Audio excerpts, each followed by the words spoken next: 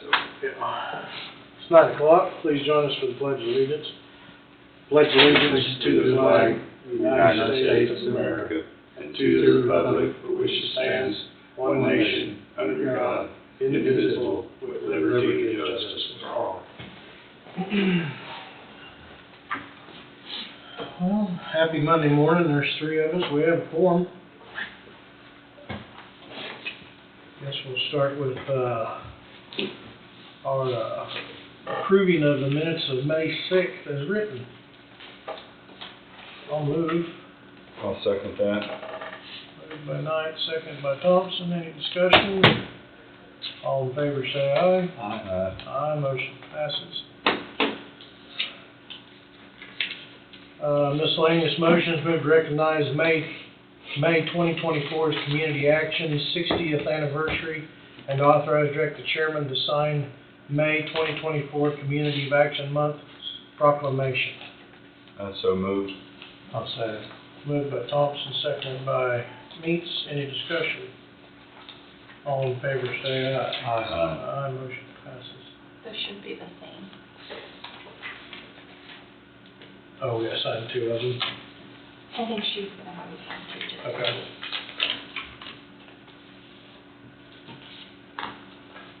There's that.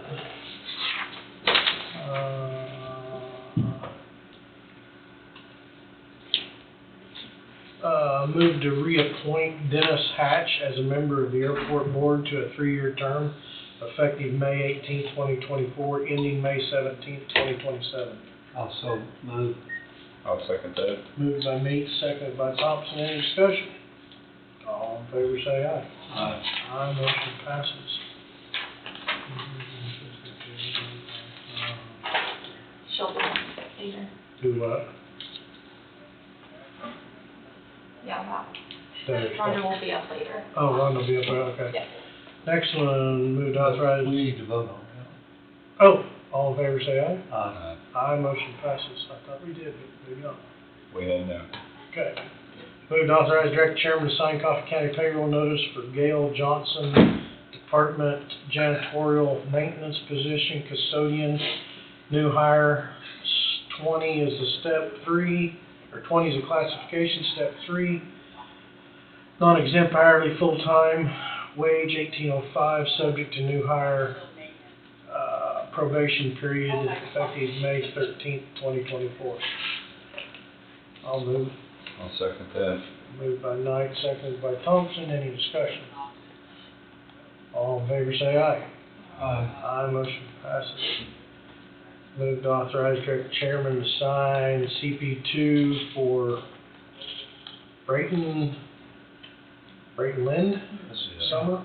Oh, Brayton Lind Summer Help, light equipment operator, classification 30-01, wage $19.16, effective 5/20. Number of hours worked not to exceed 560 hours. Also moved. Oh, second. Moved by Thompson, seconded by Meeks. Any discussion? All in favor say aye. Aye. Aye, motion passes. Moved to authorize direct chairman to sign CP2 for Mason Rose Summer Help, labor crew, wage classification 5-01, wage $15.09, effective 5/13/24. Number of hours worked not to exceed 560. I'll move. I'll second that. Moved by Meeks, seconded by Thompson. Any discussion? All in favor say aye. Aye. Aye. Aye, motion passes. Okay, I believe that handles our miscellaneous motions. If not, I went too far.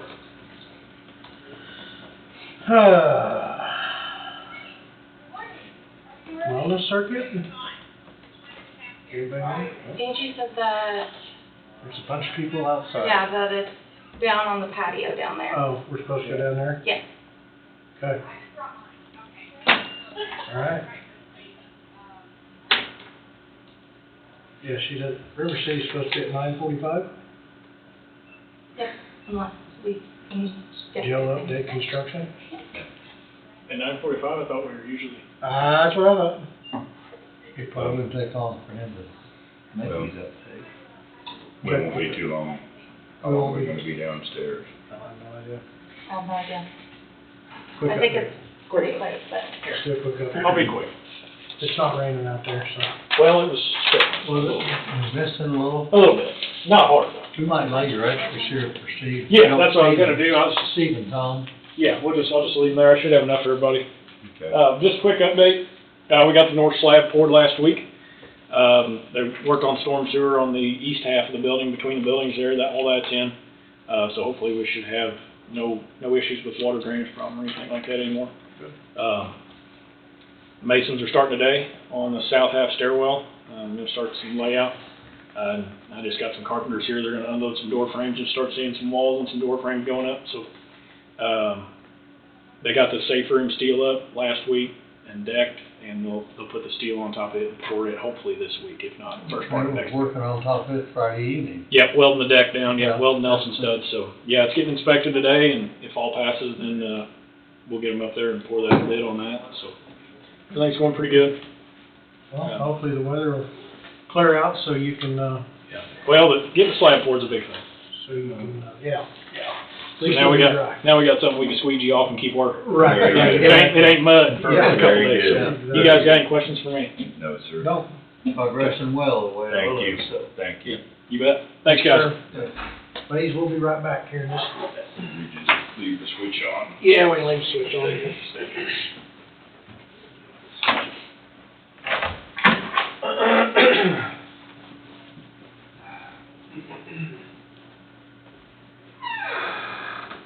Jim's got enough already. Yeah.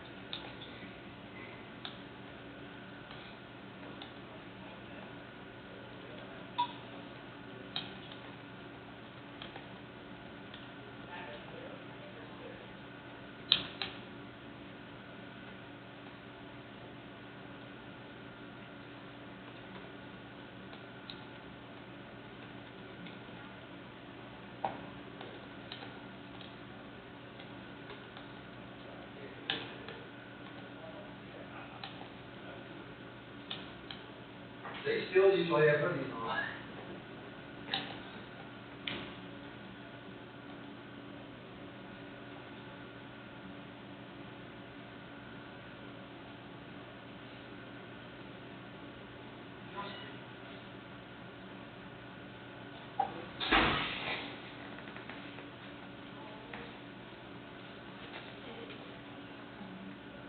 do the motion for everything, but you can just make it up. Just do the motion. And then have a proclamation. Thank you.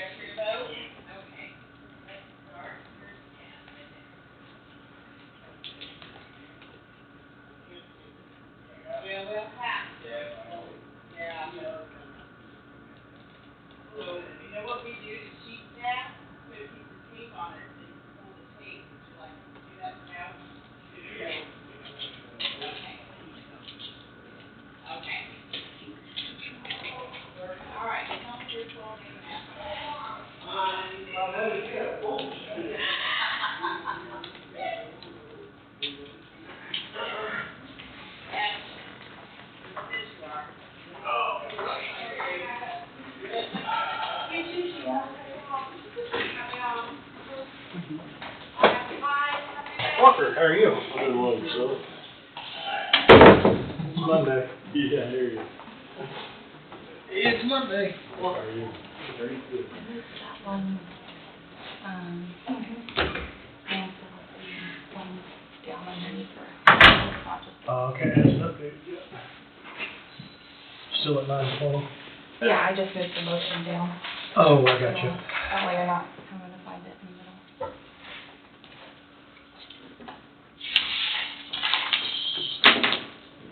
ECAN Community Month, Action Month. Morning. Morning. Yeah. They'll be after the having and they know that. So, ECAN's down? Positive authority and then Lindsay Cantor on it. Oh, okay. Lindsay, you're up. Hi. Good morning. Morning. How are you today? Good, how are you? Good. Okay, I gave you a little during and after. That is during, definitely. That is during. Yeah? Thank you. You're That's welcome. cleaning stuff up right there. Yeah, yeah. Not all of it, does it? Yeah, so that is for Vernon and Holly Peters, earlier, I believe around March, I would say. They had a fire, that's not their primary residence, so it's kind of like a shop that they were doing like a business out of. So they would just request to get those landfill fees based. Yeah, Vernon called me the other day, last week, and I told him to Yeah, get with y'all and, Yep. y'all come in and handle it. yeah. Where's this located at? It's on 10th Road over there by, Forte. Yeah, right across the road Yeah, to the to the south. south. Oh, okay, Yeah. okay.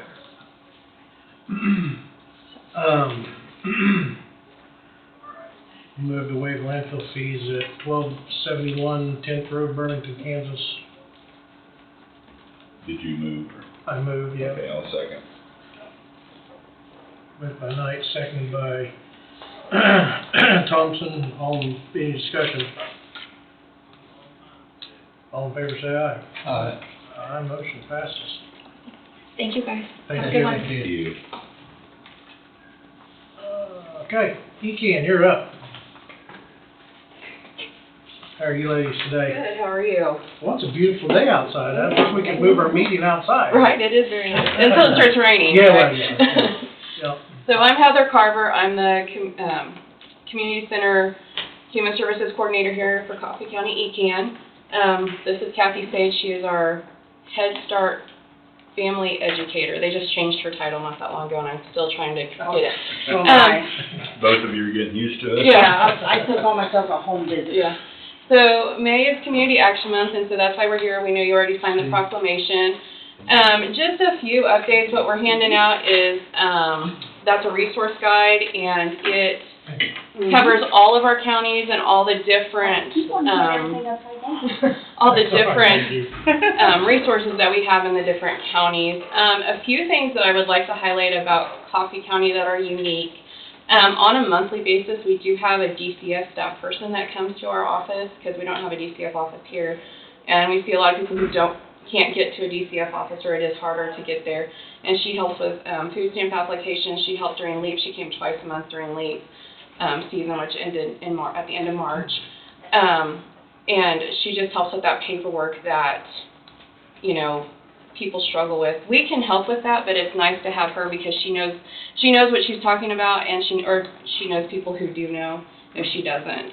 The other thing that is exciting, and it just happened last week, so I was certified as a person who can declare presumptive eligibility for CanCare, which is the state Medicaid insurance. So if somebody thinks that they meet those qualifications, they can come to us, and we will go through a pre-screening with them, and we can fill out the application, and then we can also make it so it also helps them apply, or they do apply for CanCare at the same time. So if they meet the presumptive eligibility, we can print a temporary card right then. So that's something that's brand new. We continue to see numbers grow. We're waiting on funding, which feels like what I'm always doing is waiting on funding, so that I can help people in those emergency situations. Kathy does go into homes on a weekly basis and meets with families who have children who are prenatal through age 5, or till age 5, till they go to kindergarten. Okay. And she goes into their homes and does curriculum with them and helps prepare those kids for preschool and kindergarten.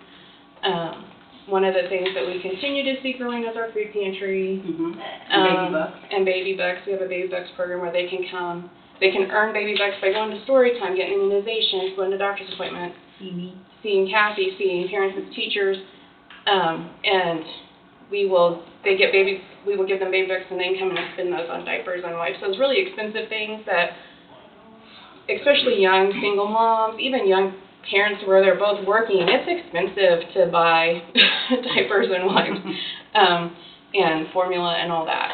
So we don't really keep formula because most of them do get WIC, and so we do keep typically an emergency can or two just for those who run out. But I guess we'll just say, you guys have any questions about what we do, or? It plays a vital role in the county and other counties throughout Kansas and Yes. throughout our area. It's very needed for new mothers or new parents and everybody that has kids. Absolutely. I've worked with some parents who are even on their multiple child and they still need the assistance or the help or the advice just to kind of get by. Oh, the way our economy is and Yeah. the cost of everything, it's really hard for young people. It is. And for older people too, we're seeing more and more people who are living on that fixed income, and it's just not enough. Exactly. And so, I've seen grandparents raising young ones and I'm going in homes and helping out grandparents raising their grandchildren. Right. Well, we appreciate everything you have done and look forward to the future, so. thank you guys, And we it's appreciate gonna it. grow, we know that. Oh yeah, it continues. I have fun with them. Oh yeah, it is. Good. We both love our jobs, so. Thank you guys for what you do. Oh yeah. All right. Appreciate Thank your you. work very Thank you much. so much. Thank you. Thanks. Okay. One more round at a time. That's how we always Yeah.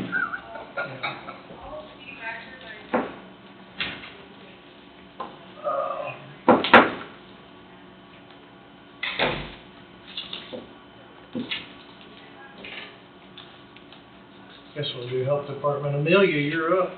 Health Department Administrator. Good morning, guys. Looks like you got an executive session. From the look on your face, it's 20 minutes. I hope it's not that long. It's like 10 or 15. Well, we'll do 15. That way we don't have to make a trip back up and down the stairs again. Thank you. 15 minutes. Walker, you have something? Yeah, probably an hour early. You're, okay. Oh, okay. All right. Motion to enter executive session with Amelia Commission. Wade, I'm guessing? For 15 minutes. Legal operations and policy matters? Internal legal policy regarding the health department is pretty much what it is. Okay. I'll make that motion. I'll second. Moved by McCurry, seconded by Meats. Any discussion? All in favor say aye. Aye. We'll enter at, why did I do that? 9:28 for 15 minutes.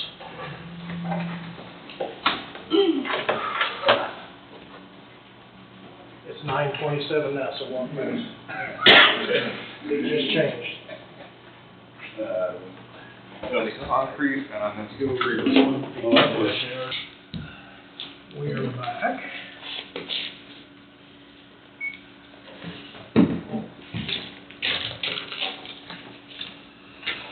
All right, We taking, the 2024 one?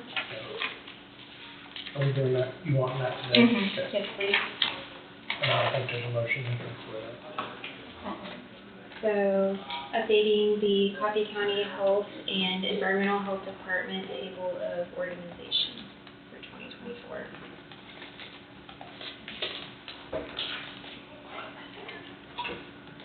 And I've been reviewing job descriptions for all of the employees and updating them. I still have a couple left to do, and I'll bring those up at some point.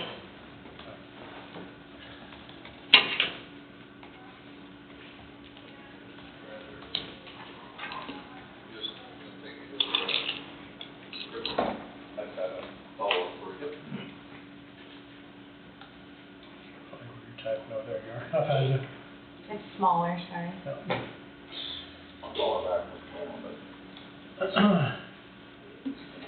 Motion to approve the updated Coffee County Health and Environmental Health Department table of organization for 2024. I so moved. I'll second. Moved by Thompson, second by McCreary. Any discussion? All in favor, say aye. Aye. Aye, motion passes. Absolutely. Okay, I need to sign that, don't I?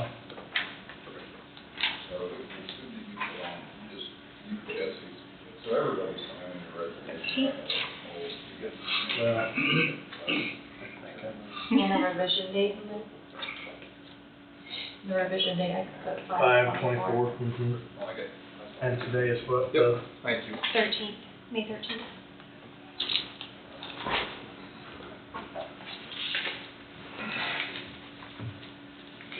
They'll probably need a copy of that too, I guess. Okay. Whenever you can. And then I do have a quick update on public health. So KDHE has been organizing a public health roadshow. So this is tailored specifically for health department leaders, commissioners, and other esteemed leaders in the community. So this aims to develop into crucial topics surrounding the value of public health and pivotal role for the commissioners and board of health members. The tentative dates are Tuesday, September 10th, Tuesday, September 10th at Eureka, 4 Parsons, and then Thursday, September 19th in Newton. And I can update you guys once they have a date set. This is something that they've been planning for a couple of years, just to educate the communities and the surrounding areas on public health and the purpose of health departments. So, yeah. More feeling. You say Yep. that's in September. Yes, that's correct. And once I get some set dates, I will let you guys know. All right, thank Very you. well, thank you. Thanks. Have a good rest of your day. You too.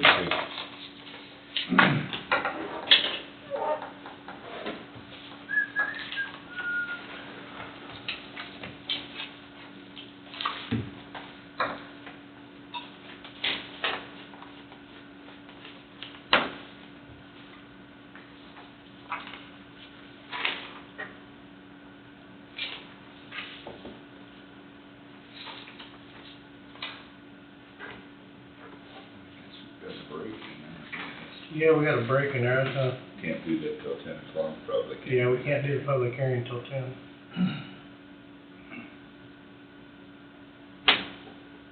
Is that correct? Yep. I can cover some, River City. Okay.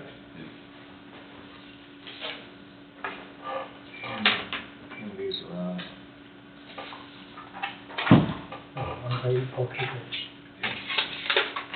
Oh, the leftover motions from last week?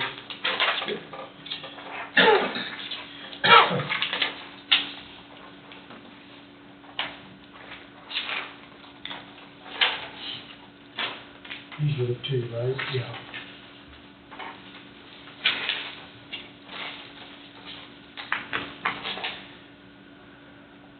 If you scroll down in your deal, it's still saved from last week.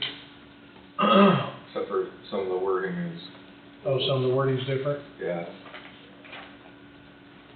And I can send an email, I have it on mine.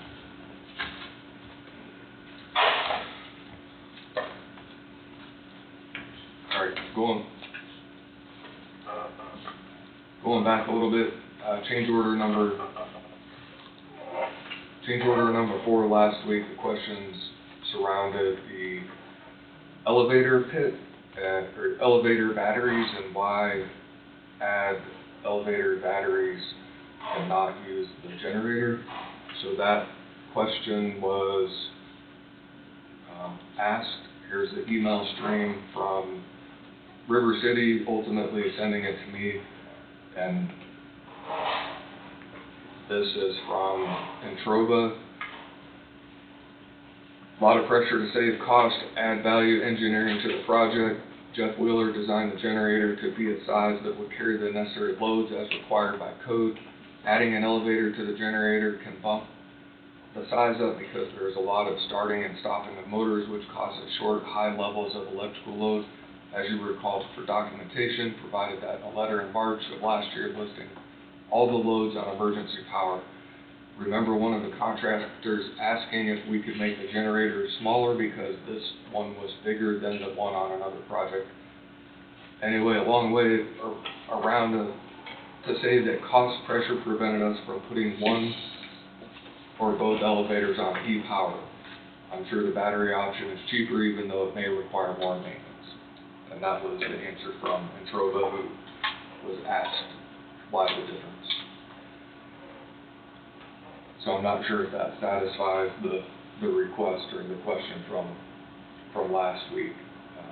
The generator size was the issue, and I think that's what they had requested up front because they had to go ahead and get the generator up and running, or I don't know if you want to call it ordered, but I don't ever remember the conversation about the generator, but I don't think it was to us, I don't believe.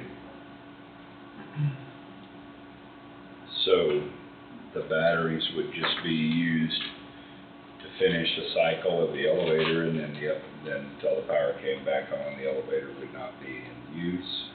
that's That's what happens. my understanding.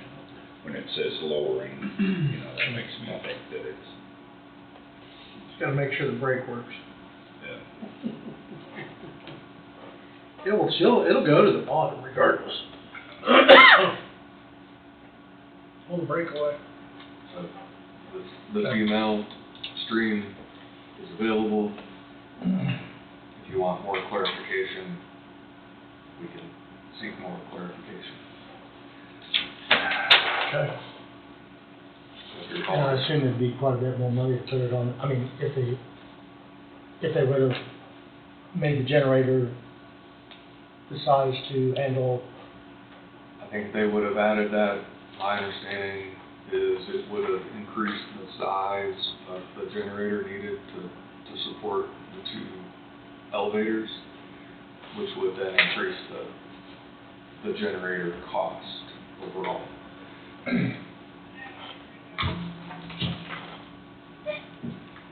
But other than the elevators, does the generator support everything else in that area then? My understanding is that it is designed to handle the load and capacity for, I don't know if it's everything else, Probably not everything, but it'd have to be all the, but the lion's share of it. yeah, lion's share of it, I would think.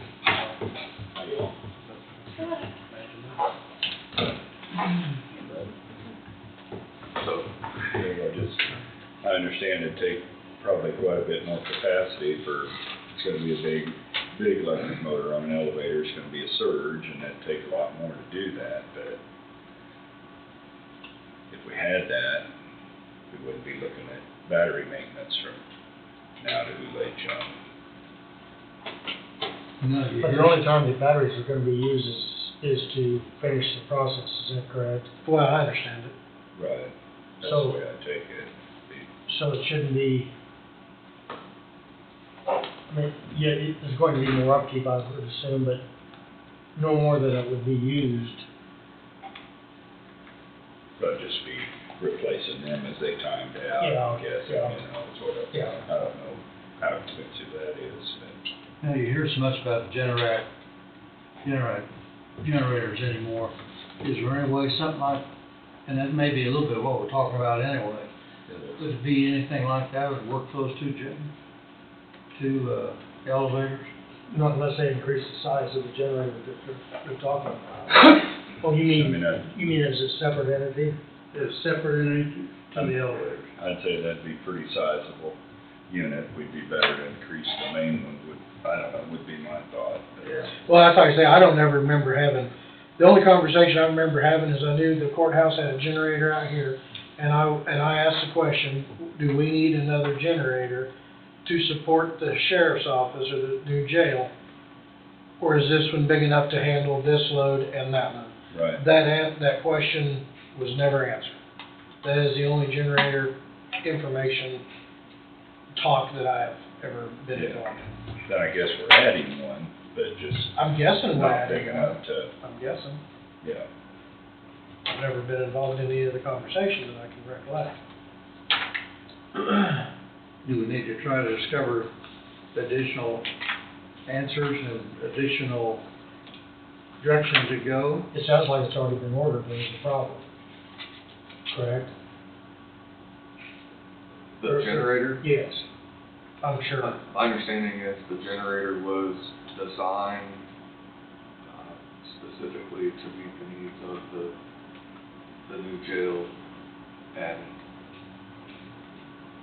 I don't wanna speak out of turn. My assumption is it was done early on so that it could be designed and created so it would be here for Right. the jail to be built out. I mean, it's probably a workable solution. It's just, The, the generator and anything to do with electrical and whatnot, just like the rest of the jail, is all embedded within the design documents, which is 120, 130 pages. There's a whole right. page multiple pages that deal with the power structure. But I'm sensing hesitation, so. I don't think there's hesitation. I don't know if there's hesitation here, is there? Yeah. I mean, Well, I can answer the questions or. I know. Okay. Yeah.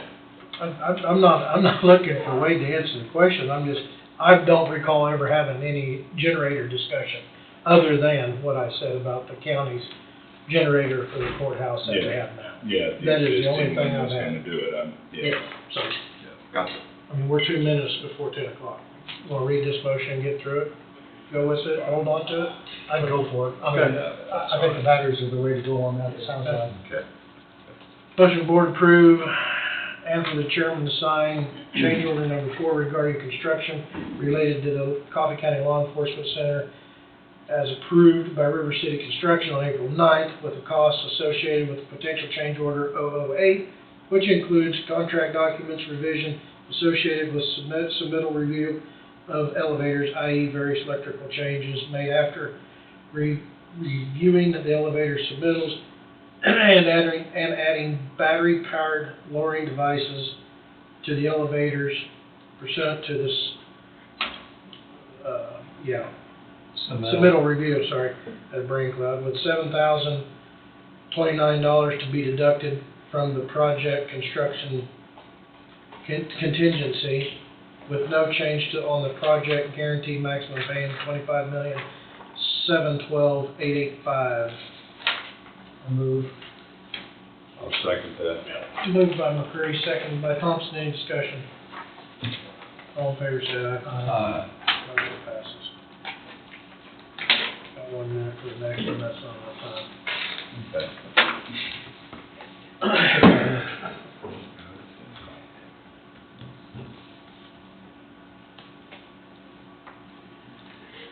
It's 10 o'clock.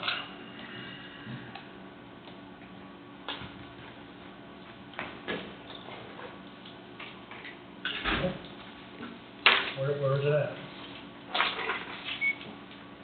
Public hearing.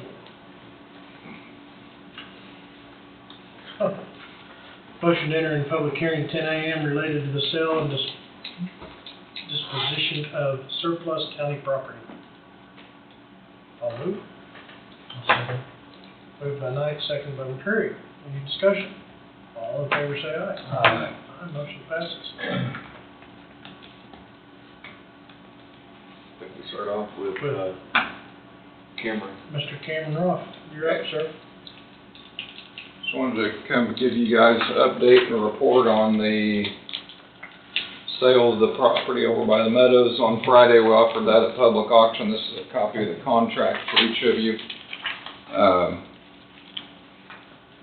Property sold well, I felt like. Welcome.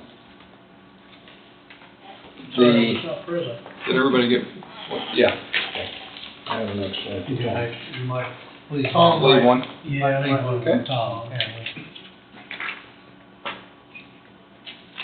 Again, you guys know we offered it at public auction, marketed it just like we would any other parcel of real estate to the public. We had 6 bidders signed up at the auction. We had 5 on the internet and 1 on the phone. And ended up one of the buyers in-house was the winning bidder, who is a local. I'm anticipating construction of a single-family home there, or hopefully maybe another 1 or 2 to go along with it. See how it all shakes out, but we did have a local buyer who was capable. We did collect the earnest money, and going to ask for your guys' approval on that contract.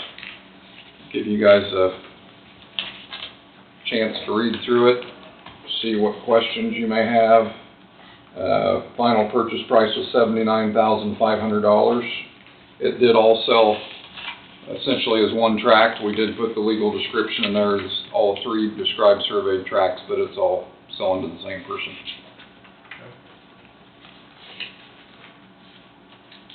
Brought, I think our total combined bid for the 3 individual tracts, and we offered that was $50,500, and then we added a $10,000 escalator to that. Made the starting bid on the combined tract $60,500, and it went from there to $79,500. So I think the combination, obviously did provide you some more proceeds. Right. Our contract's pretty simple as far as the terms there. The property, I think the best summary would be for you to go to page 6, and the additional terms and conditions. That's a good summary of how we offered the property. So it's as is, where is, we're not making any warranty or guarantees. We gave the buyers the opportunity to review the terms and conditions of sale prior to, and they accepted those terms and conditions. The buyers acknowledged having the opportunity to review the preliminary title commitment and accepted it there too. And they are agreeing that the earnest money is non-refundable unless for some reason the seller doesn't provide marketable title.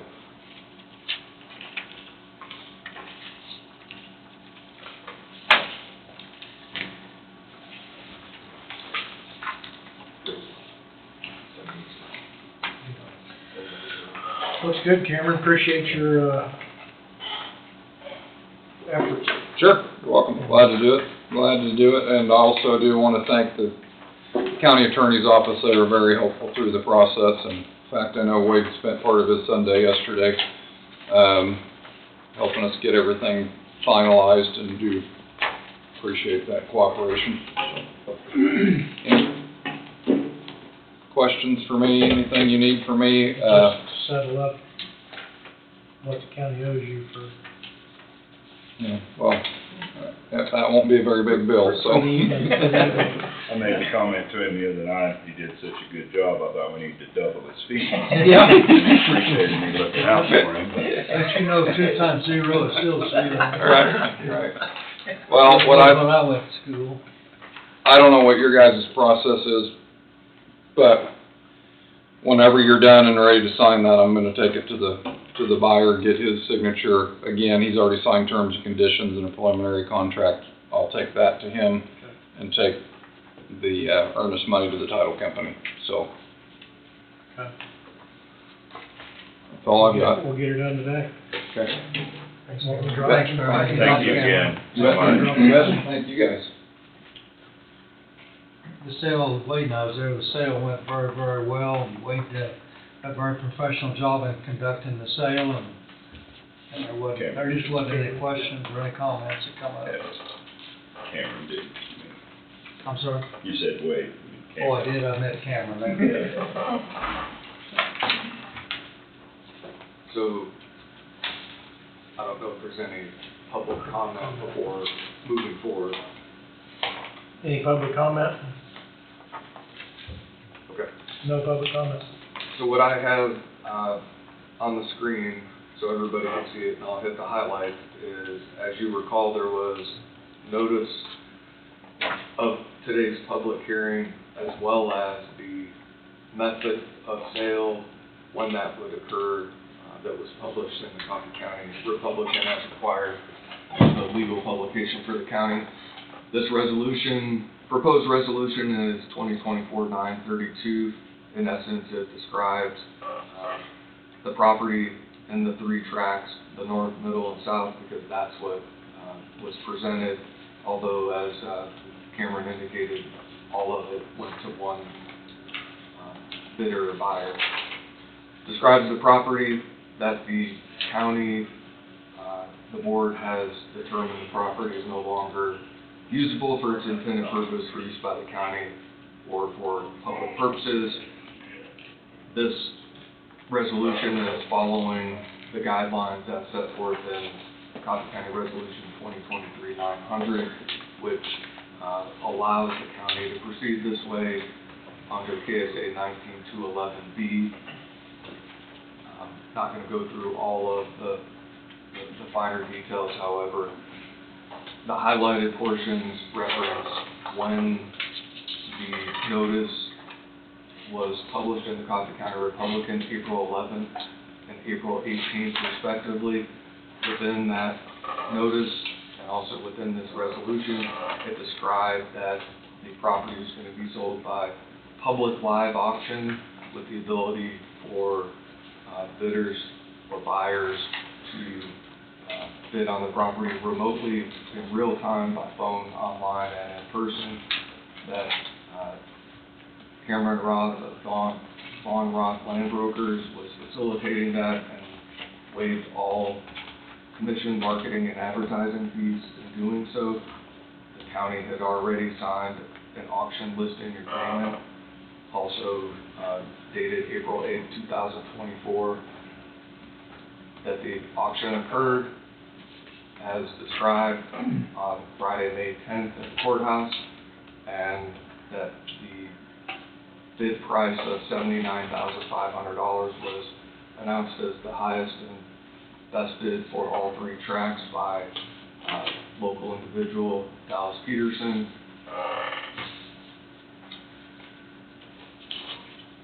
And then for the findings of the board, that it's in the best interest of the county to sell the property in its current condition, subject to all easements, covenants, restrictions of record to the highest bidder, as already described, and the method of sale most beneficial to the county, subject to the terms and conditions as set forth within contract or agreement prepared by Cameron Roth, which you'll need to deal with voluntarily. That all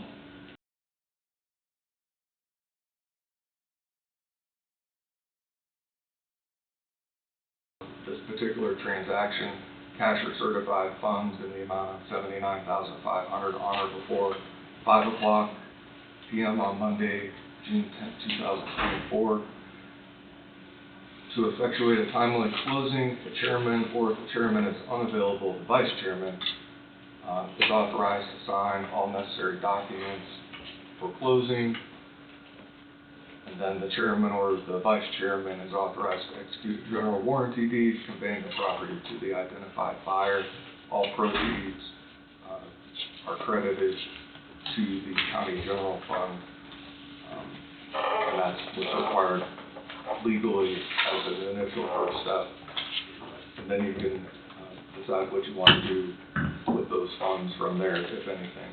And that this whole process has followed the methodology described in Coffee County Resolution 2023-900, which is authorized under PSA 19211B. So that is the proposed resolution. Did we close the public hearing? Yes. We gotta do that to come in to approve, right? Yep. Motion to close the public hearing, Also move. I'll second that. moved by Meats, seconded by Thompson. All in favor say aye. Aye. Aye, motion passes. Next is motion to approve resolution number 2024-932, resolution declaring that certain real estate owned by Coffee County is no longer usable for its intended purpose or cannot prudently be used for public purpose of the county, and authorize the sale of said property. I'll move. I'll second. Moved by McCurry, seconded by Knight. Any discussion? All in favor say aye. Aye. Aye, motion passes. You need a motion to sign the contract? Yes.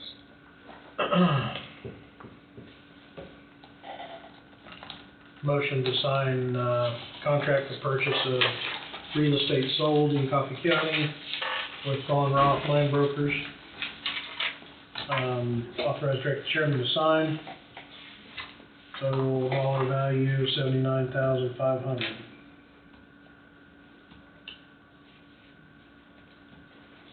Also move. I'll second that. Moved by Meeks, seconded by Thompson. Any discussion? All in favor say aye. Aye, motion passes. Now Cameron, if I sign this, then the vice chair can still sign The closing the documents. closing docs, okay.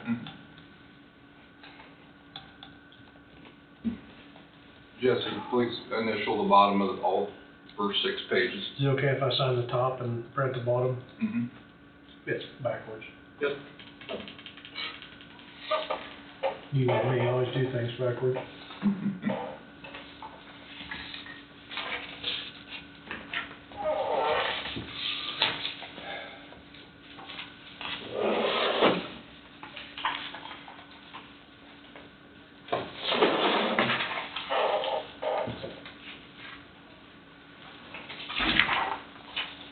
So signature back here.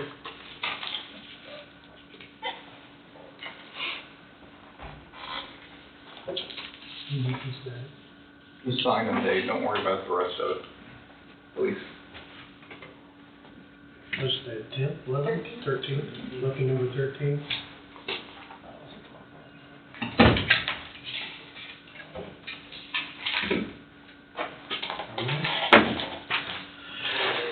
I suppose we'll need columns of that as well.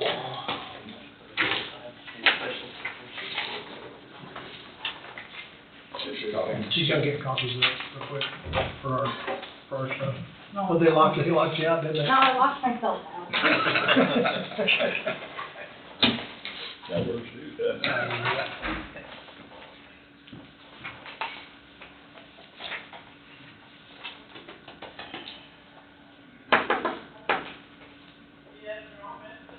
Did that wind up being correct? Enough.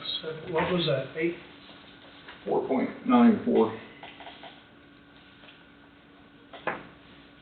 Bear with Well, it was 9 acres total, wasn't it, or was it 8 acres? No. No, total was 16,000 an acre, $16,093.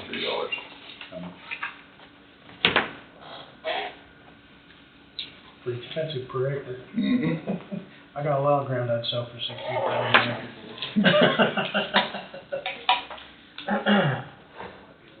Hey, you won't pay for it, I don't think, Wade will tell you. Probably won't catch me. Won't fit slot quite right. Need a sharp eraser, not a sharp That's pencil. right. That's right. Let's see, I already signed these things, I think. Thank you. Appreciate it. Thanks, Cameron. You. I'm Thank here- you, Cam. I'm here all week after that. Okay. Possible- All right. possible Thank people. you. Thank you Have a very good day. much. You're welcome. You too.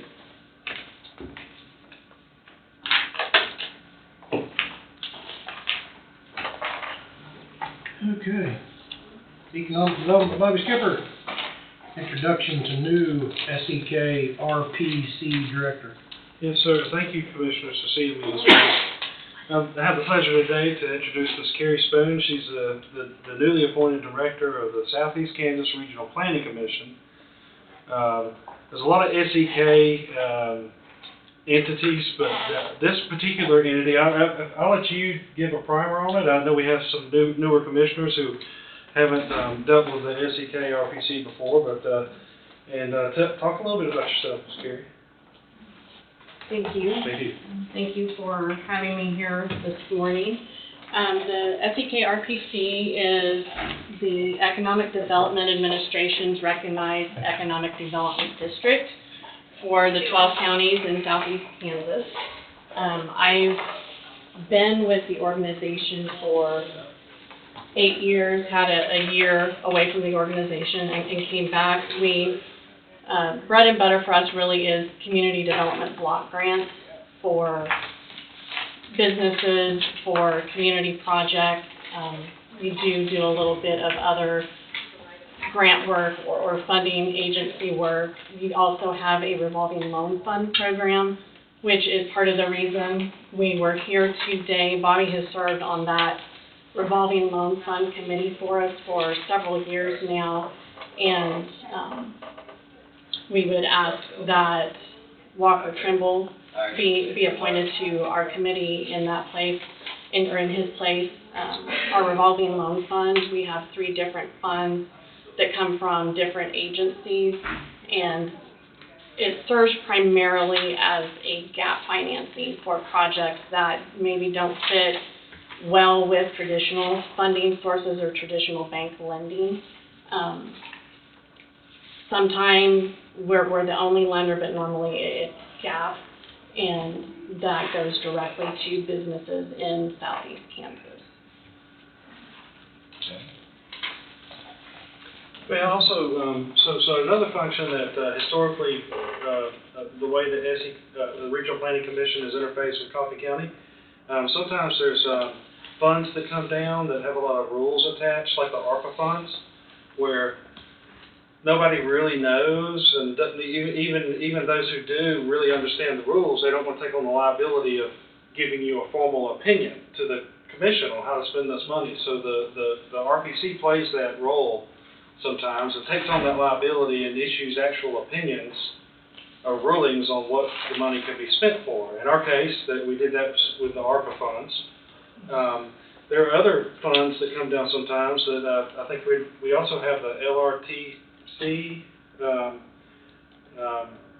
We didn't contract with you for that one. But, no, we've contracted with some other communities for ARPA. We have a contract for Coffeyville Regional Medical Center. They have a special fund through the HRSA. Please don't ask me what that acronym stands for. And so they contracted with us to help them administer that $4 million grant as well. So we was getting, well, congratulations on your new, new promotion, I guess you can call it promotion. We're looking at doing a pretty big renovation in our health department, and there was still some American Relief Fund Act CARES money that we have, and I wanted to get our director of the health department in touch with somebody to see if we can use some of that funding for the upgrade in our health department. You should be. You might want to have a discussion a little bit more on the details, but, and correct me if I'm wrong, but my understanding is maybe last year while I was away from the RPC, Coffee County chose to, everything else that hadn't been obligated in the ARPA funds chose to take the standard revenue loss. So that kind of frees you from a project-by-project approval. And if it would be something under the normal government services that the county would provide, then yes, it is eligible. But I could certainly take a more in-depth look at the details. Just didn't want to get our tails in the door. Yes, sometimes it's definitely better to ask permission first. Yes, sometimes. Ms. Carey, you could segue right into Mr. Walker Trimble being appointed. Yes, we would ask, the way our revolving loan fund committee works is the members are appointed by, it's 13 members, each one appointed by one of our 12 counties and then an at-large. And so we would ask that Coffee County appoint Walker Trimble to the SEK RPC's revolving loan fund committee. That would be in the form of a motion, is that correct? I'd make a motion to appoint Walker Trimble as the SEK RPC RLF committee. Is that right? Yes, that will work. I'll second. Motion by Knight, seconded by McCurry. Any discussion? All in favor, say aye. Aye, motion passes. Well, there's a lot of abbreviations. A lot, yes. Thank you. Congratulations, Walker, or you're in trouble. Or I don't wanna look at it. Or condolences. Or condolences. Real quick, it would also help the commissioners to understand a little bit about this loan fund. Walker's done a lot of background due diligence. And understand, do you want to talk about what you think is interesting about this fund, Walker, and how it's going to benefit? So I guess it's quite a bit different than my day job. Like Bobby and Carrie alluded to, the regulatory isn't there. So day to day at the bank, I got to make numbers work for my auditors, my examiners, my regulators, everybody there. What I like about this fund is I don't necessarily have to look at that and worry about regulators making the numbers work. I can look at this as more of an economic development, a community side to it. I can look at the taxes generated for whatever local community this may go to, what jobs are created. So to me, it's an exciting opportunity to kind of look at deals with a different set of eyes, I guess, in a wide range of deals that we can help with all the Southeast Kansas communities, and hopefully something's happening here in Coffee County. Great. Sounds good. Well, appreciate your effort. Thank you. Thank you. The board meet once a month, or? Yes, normally the first Thursday of the month at 10. Which don't make any difference whether it's once a month or once every 2 months, but some of these boards meet once every 2 months, 3 months. I think they kind of lose sight once in a while of what they're supposed to be working on. Well, and I guess maybe I need to clarify too, our executive committee meets monthly, but the RLF committee, which you just appointed Walker Trimble to, meet as needed. Sometimes we have quite a bit of activity, sometimes we don't. Okay. I'll depend on what comes down the pipeline for you. Okay. Very well, congratulations, both of you. Thank you. Thanks for your hard work. Thanks for your help, yeah. Thanks for everything you do, that's for sure. Hopefully it's a benefit to everybody. I believe it will be, thank you. Thank you, Ms. Carey. All right, move on to our 10:35. Economic Development, Bobby Skipper, hold on, Economic Development, Bobby Skipper and Burns and Mac. McDonald. Yes, sir. The commissioners spoke at length right around the first part of the year, or right around December, I think, about the addition of Burns and Mac to help more effectively communicate with the commissioners about the project needs, and also to do flight control for all the different parties that are involved, and who's doing what, who's paying for what, and that was needed. So the commissioners negotiated an agreement with Burns and Mac, wherein, when necessary or when applicable, the commissioners would issue task orders for additional work. You wouldn't pay anything to Burns and Mac until work was ready to be done. We've gotten to the point now where certain benchmarks have been achieved with TEM. They've moved to certain steps which require and I'm not gonna spoil their presentation, but, today Burns and Mac would like to talk about task order number 1, under your agreement with them, to perform certain services. And I'll just turn it over to Matt and Nathan. Yeah. And Wade, our attorney, is, adding another, Joel Canchola on Zoom. Yeah, sorry, Joel wanted to be here, but I think he had Mother's Day plans yesterday, so this is for you. And then each of those services will be authorized by a task authorization. So we're talking about acronyms more, this is an ITA, so we'll continue on some more. Joel can join. Okay, yeah, we're working on getting Joel online, but I'll go ahead and get started with kind of the overall outline, because he's pretty familiar with it. So from December until now, I think we'd even talked previously that, you know, the county owns the land at Beto Junction. The county is serving as the developer to parcel that land to individual. You call them a tenant, but they're going to be purchasing their parcels of land associated with their facilities. And then any overall site-wide improvements would be developer services and developer costs that then get kind of rolled into, allocated into the cost of each of those plots that are being sold off. And so the anchor tenant, the largest plot holder, as well as the largest amount of utility needs and improvements, will be Trusted Electronic Materials. And I think when we last met in December, we knew they were getting ready to make some big progress, and so we put that initial program management agreement in place so that the county as a developer would be prepared to come alongside TEM when the time came.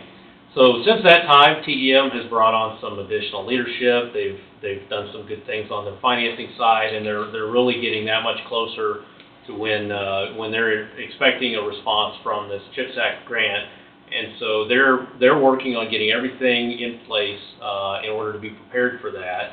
And one of those is going to be executing the development agreement between TEM and Coffee County that's going to define the roles between the parties, including TEM purchasing the land from Coffee County, and then any improvements that are being rolled into that land by the county as a developer.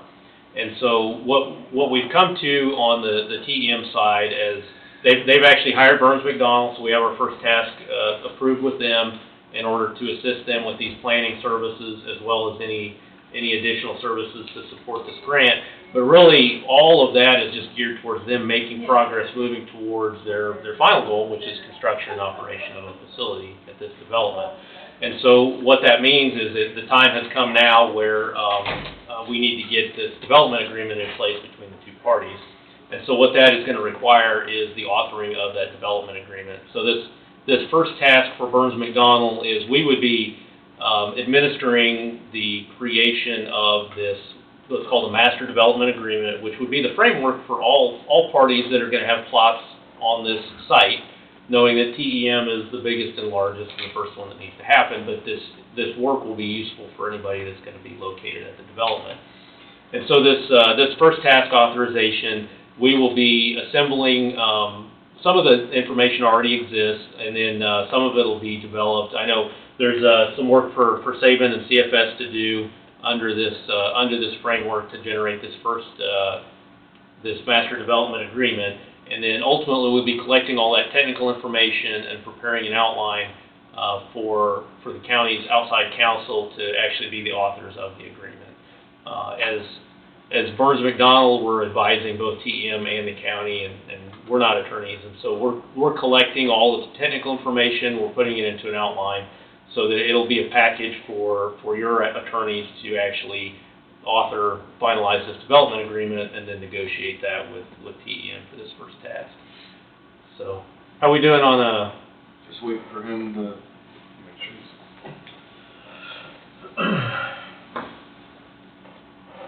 enter the room. Nathan's he's been chatting with Joel to let him know where we're at, so he'll make sure he's joining with us.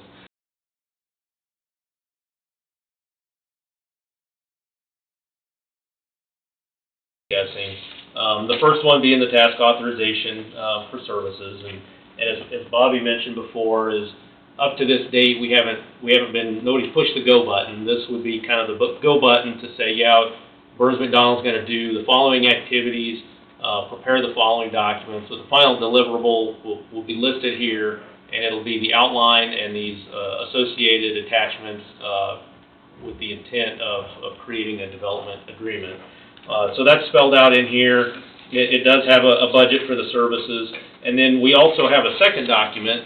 So in addition to the first task, we have an amendment to the program management agreement.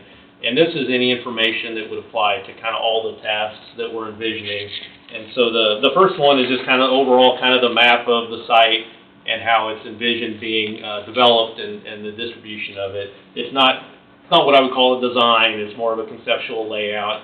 I think there's been a couple of these different versions before.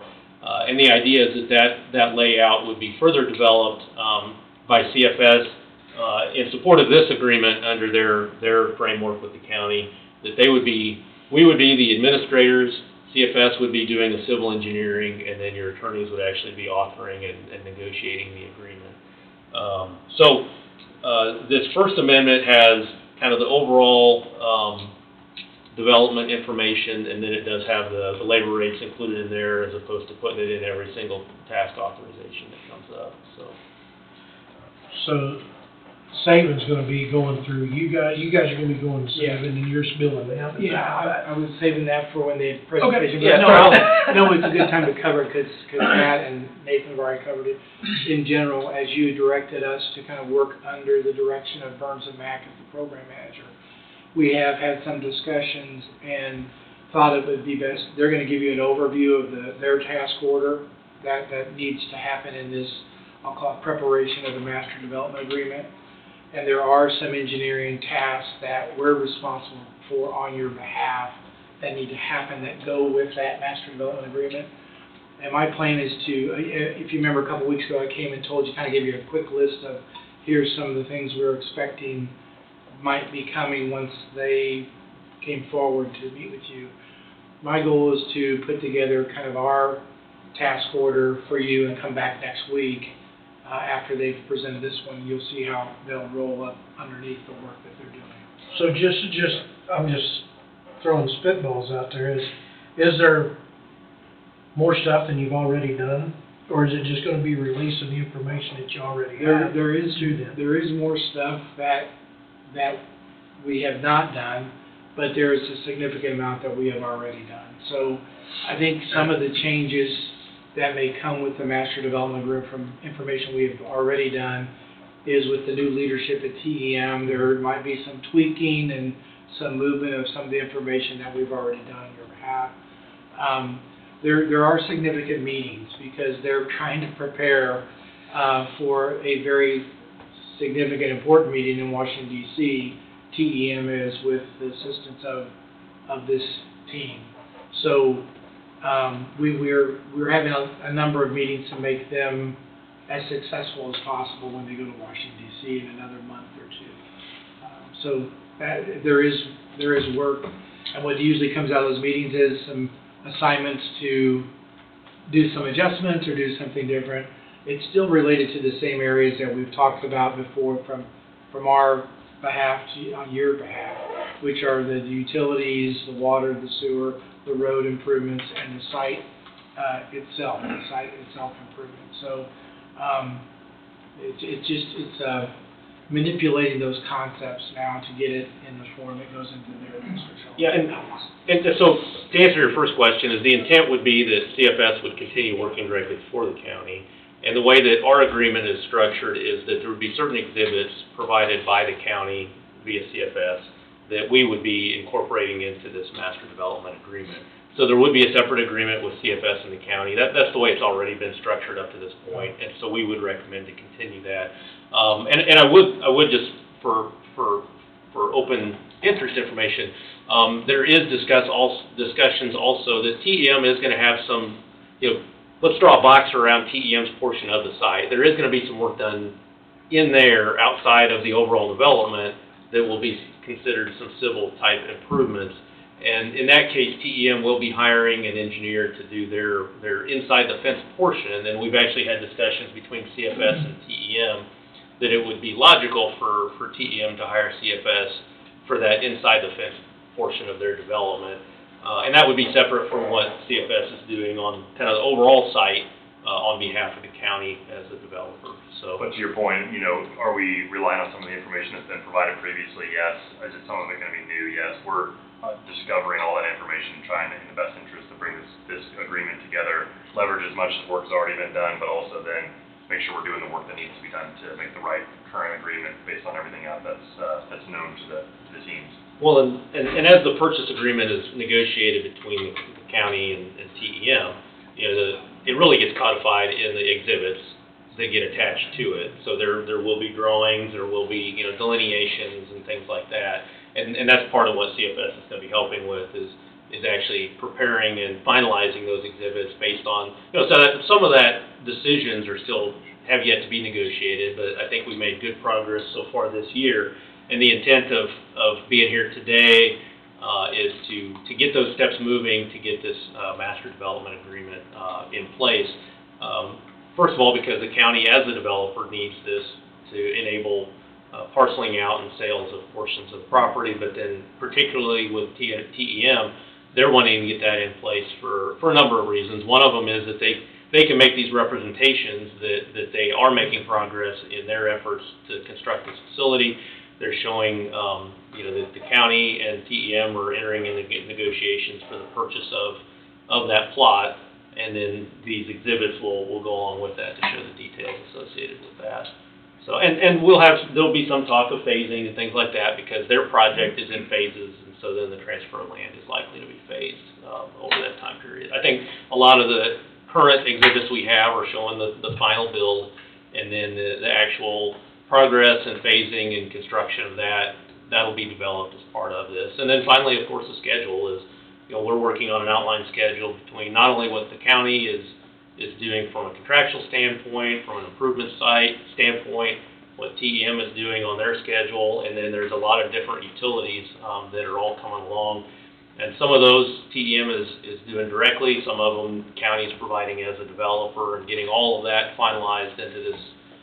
It's basically a sale agreement for this plot of land to TEM and the obligations of the county as a developer of how much are you providing and the cost for that being rolled into the purchase of the land, and then how much are they providing on their own. So the goal here is to have that the draft executed between the parties by the end of June, and then we'll work to get kind of that finalized as the final information and decisions are coming on board.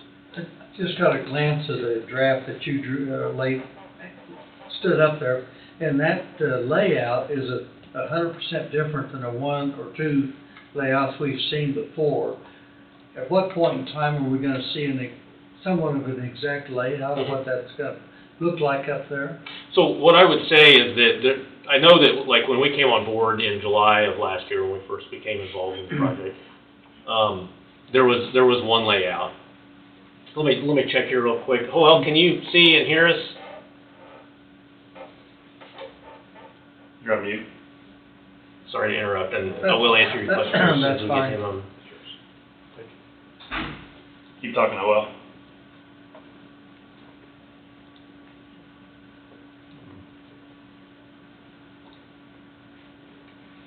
Get closer.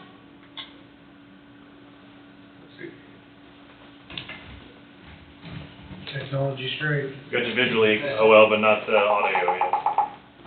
Says it's at 100%. When he comes in, he's gonna be loud. You can hear me well? We can't hear you. We can't hear you yet. It doesn't show muted yet, but either.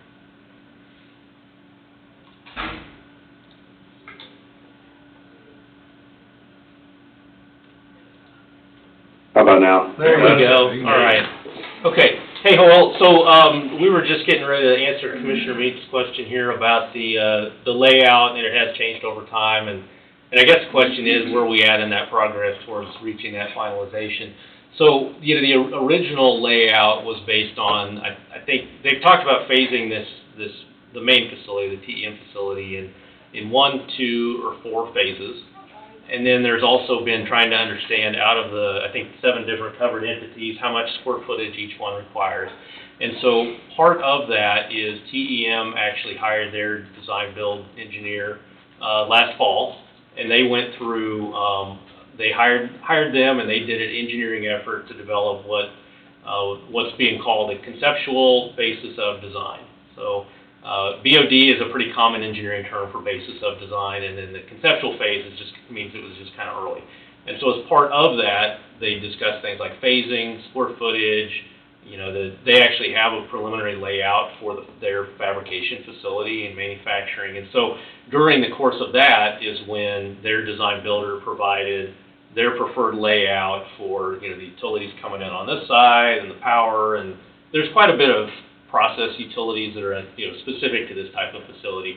So once they got to that amount of design, they were able to say, hey, look, on this development site, out of these initial landholders, TEM, they're going to have the largest amount of land, and so they said for our layout and the phasing and utilities, here's the layout that works best for us.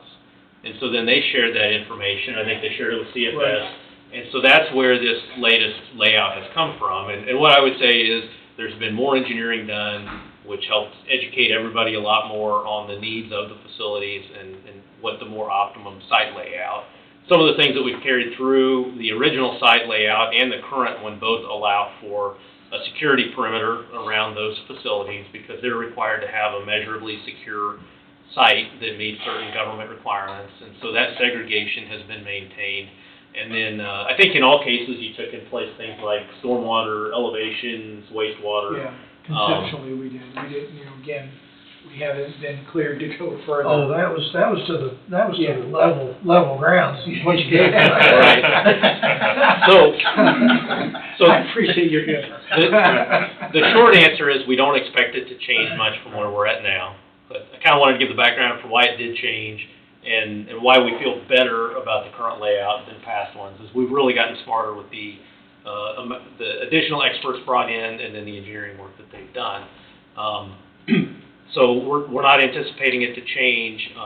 Anything that would make major layouts and changes would be if the phasing were to change significantly, which we're not anticipating because the grant application, the current plan of finance, and then TEM is actually preparing to release their engineer with the next phase, which would be the final basis of design, which will include things like final equipment selection, where is their utilities coming from, what's their utility need, phasing, things like that. So at that point, our ability to change the layout is going to be diminishing, and the need to do so is going to be going down as well. So what we have in here is still a conceptual layout, but it is going to be used to develop this agreement between TEM and Coffee County for the transfer, the sale of that initial portion of the site to TEM. So I would expect very, very limited additional changes. And if it is, it'll be things like moving a boundary over a few feet and things like that for utilities. It won't be rearranging the site like what happened. I would say, what was it, probably about August, September when that got rearranged?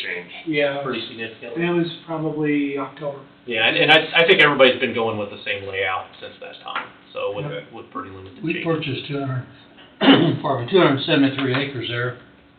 At what time are we gonna know what the layout is, what the cost is of everything, to where we know how to price the property back and recover our costs? So I would say that's one of the main goals of this master development agreement is to, for the total improvements, how that divvies up between these initial tenants. We know there may be some other land that isn't dedicated to these tenants, but almost 100% of the improvements are being made on the behalf of these initial tenants. And well, I don't know, it may not hurt if you wanted to even display like the deliverables, because part of our deliverables, like I mentioned the schedule, but then also kind of the estimating effort associated with the site improvements, because that's required in order to show, okay, well, the county is going to charge the first plot holder a certain amount of cost associated with the land price as well as the improvements. How do we all agree that's a fair price? Well, that'll be done by estimating the value of those improvements, and that will be part of that agreement between the parties. And so one of the things that between CFS and Burns McDonnell we'll be working on is the estimate for the value of the improvements on the site. So. And that's include roads, lagoon, utilities? Yeah, it'll be the allocation of any improvements that the developer, the county, is paying for the benefit of the tenants or the plot. And that'll be added in or giving us an idea what we could price our properties at. That's right. And the individual property values they could be very easily different too. Absolutely, because the utility usage and some of the improvements, like if you are putting in a wastewater facility, that doesn't mean that every square foot of each property holder is gonna be producing the same amount of sanitary waste. Stormwater, normally we look at like the pervious area of each site and how that affects stormwater volume. So there's engineering methods to determine the quantities of the improvements that are associated with each parcel. So, and, you know, the idea is for the parties to come to an agreement, and the way that that's usually facilitated is to have a fair and reasonable estimate of usage. And, okay, yeah, so Hillel's getting it brought up here, and it's a little small on our screen because we're only seeing half of our monitor, and then we're seeing the two halves of yours as well. But, so we talked about the layout here, and what's shown here is pretty much everything at the top half there is TEM, but then TEM has 4 phases. And so this initial phase here is the two kind of semi-rectangular areas there that are highlighted in a lighter shade. And then there's portions of the site that are being reserved for some of the other covered entities that we know are going to be located on site. And then there's also some areas that aren't shown here, but there's some areas allocated for electrical utility and then for stormwater detention and any pre-treatment. So I think this is probably as close to the initial exhibit that I showed up here earlier. This is the latest site layout that's existed since kind of third quarter of 2023, and there's been pretty limited changes since then. The little rainbow colors you see there, that's representative of anticipated utilities, and there's sort of 2 versions of this exhibit. What we're seeing here would be the intra parcel improvements. So this would be inside the fence, what TEM is responsible for, and then there would be a similar graphical exhibit showing the portions that the developer, the county, would be responsible for. Where's EM Shields on that? Well, so what we're calling TEM, Trusted Electronic Materials, they're a subsidiary of EMP Shield. So they're one and the same for the purpose of this development. And this shows the lagoon and some of the other. Yeah, so the very top kind of purple trapezoid, that would be likely for wastewater treatment, sanitary treatment. And that's located in that area because, you know, it's a low spot on the site. It's anticipated for that. Similar vein on the southeast, I think CFS is proposing that area for extension. There's a pond there now, and it may need some sizing considerations and improvements. That would be part of the developer services. And then the upper right purple would be the fire and EMS. So that's not really part of the TEM agreement, but that's part of developer services that's being provided. And then there's even the training and daycare on the bottom left that are also part of kind of the developer services. Knowing that there's also portions of that are involve other entities such as educational institutions, and then I believe, let's see, we're actually talking about maybe the college for the training, and then the school for the operation of the daycare. So those aren't necessarily a big part of this agreement with TEM, other than acknowledging that those will be generated as part of the developer services, and then those will be included later as part of the site development with other parties. Well, we went ahead and started talking before you joined us, but I hope I didn't steal too much of the thunder. I think everything I've told the folks in the room here is stuff that you and I discussed last week about talking about today. But if there's anything specific that you think is valid to point out or to show here, I might turn it over to you. Yeah, no worries at all. To just reiterate, what's on the screen now, this represents the initial phase 1 responsibilities of the developer. And, you know, I would also add that the site plan that you're seeing now, to your point, commissioners, that you may have not seen previously, I would suggest this is probably the first comprehensive and aligned layout or site plan that has existed with EMP, Shield, TEM, and their intended EPC fabrication contractor involved to develop a conceptual basis of design input. So this is probably the first technical concept plan that you've seen, also being in collaboration with CFS from the civil engineering standpoint on behalf of the master development. So to Matt's point, moving forward, we anticipate this baseline master plan just further being massaged and improved as we get to know more technical information on the utility side and the facility needs side. So we don't anticipate any major changes from this site plan. So what we did is we took, this master site plan that CFS put together in collaboration with TEM and the anticipated future other support facilities needed and the public facilities. And what we did in conversations and collaboration, put together what looks like the initial phase anchored by, and I'll zoom in a little more, you can see phase 1, private development by others, TEM, that represents their first fabrication facility. And we all know that they're anticipating 4 future fabrication facilities, TEM2 to the plan north here, that's almost an identical size of Fab 1, and then Fab 3 and Fab 4 being the smaller sizes, utilizing shared utility facilities to tack on at a future date. So this larger loop here represents all of the fully matured future developments of TEM, and then just pointing out again what I would consider more of the campus infrastructure as provided by the master developer would be the lagoon, the main roads going around all these facilities, the main entry off of the highways there, and then these represent just the utilities, some level of water, whether it's domestic or reclaimed, and then power, dry utilities and wet utilities, essentially going through the main common areas and common development of the industrial park.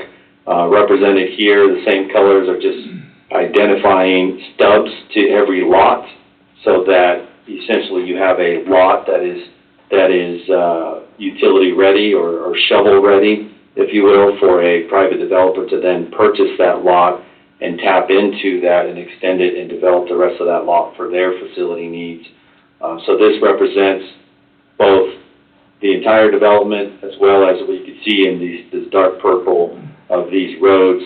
We just graphically represented that there's no commitment from the master developer to develop the entire development day one. It can be done in a phased manner that is, being good stewards of the dollars, so that there's a loop road, if you will, around the initial private development, but no need to extend those roads or utilities until the other purchase and sale agreements for the future developments become activated. So I'll pause there for a moment and see if there's any questions or comments relative to that. And I would just say that the layout has been engineered and is fairly specific. The utilities are purely just for graphical information purposes. Those haven't been laid out so showing them coming in the south side, for example, that's just Probably represented. to the east, I do know.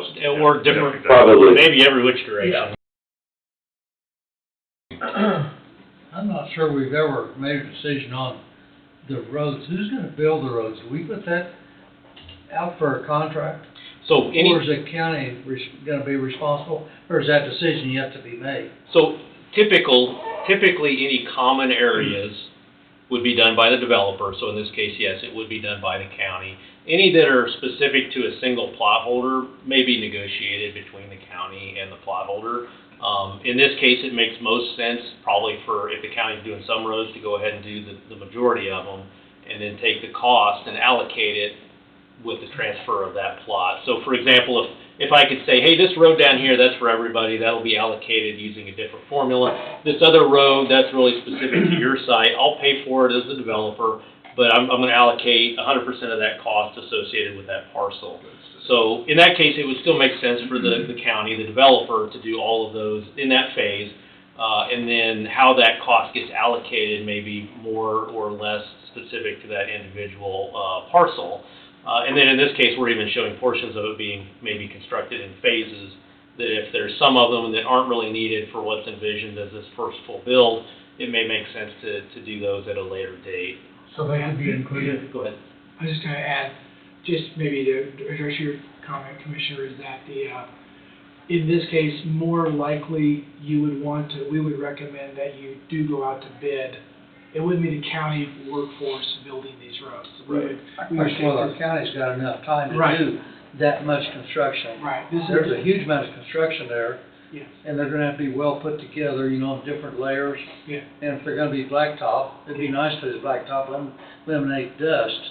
But to me, I don't think our county's got time to do that and maintain our county citizens like we should. We would not recommend that. We would recommend that these would be bid packages that would To go me, it out. ought to be a bid. So when Matt Right. talks about the county, it is the county putting the bid packages out to do that work.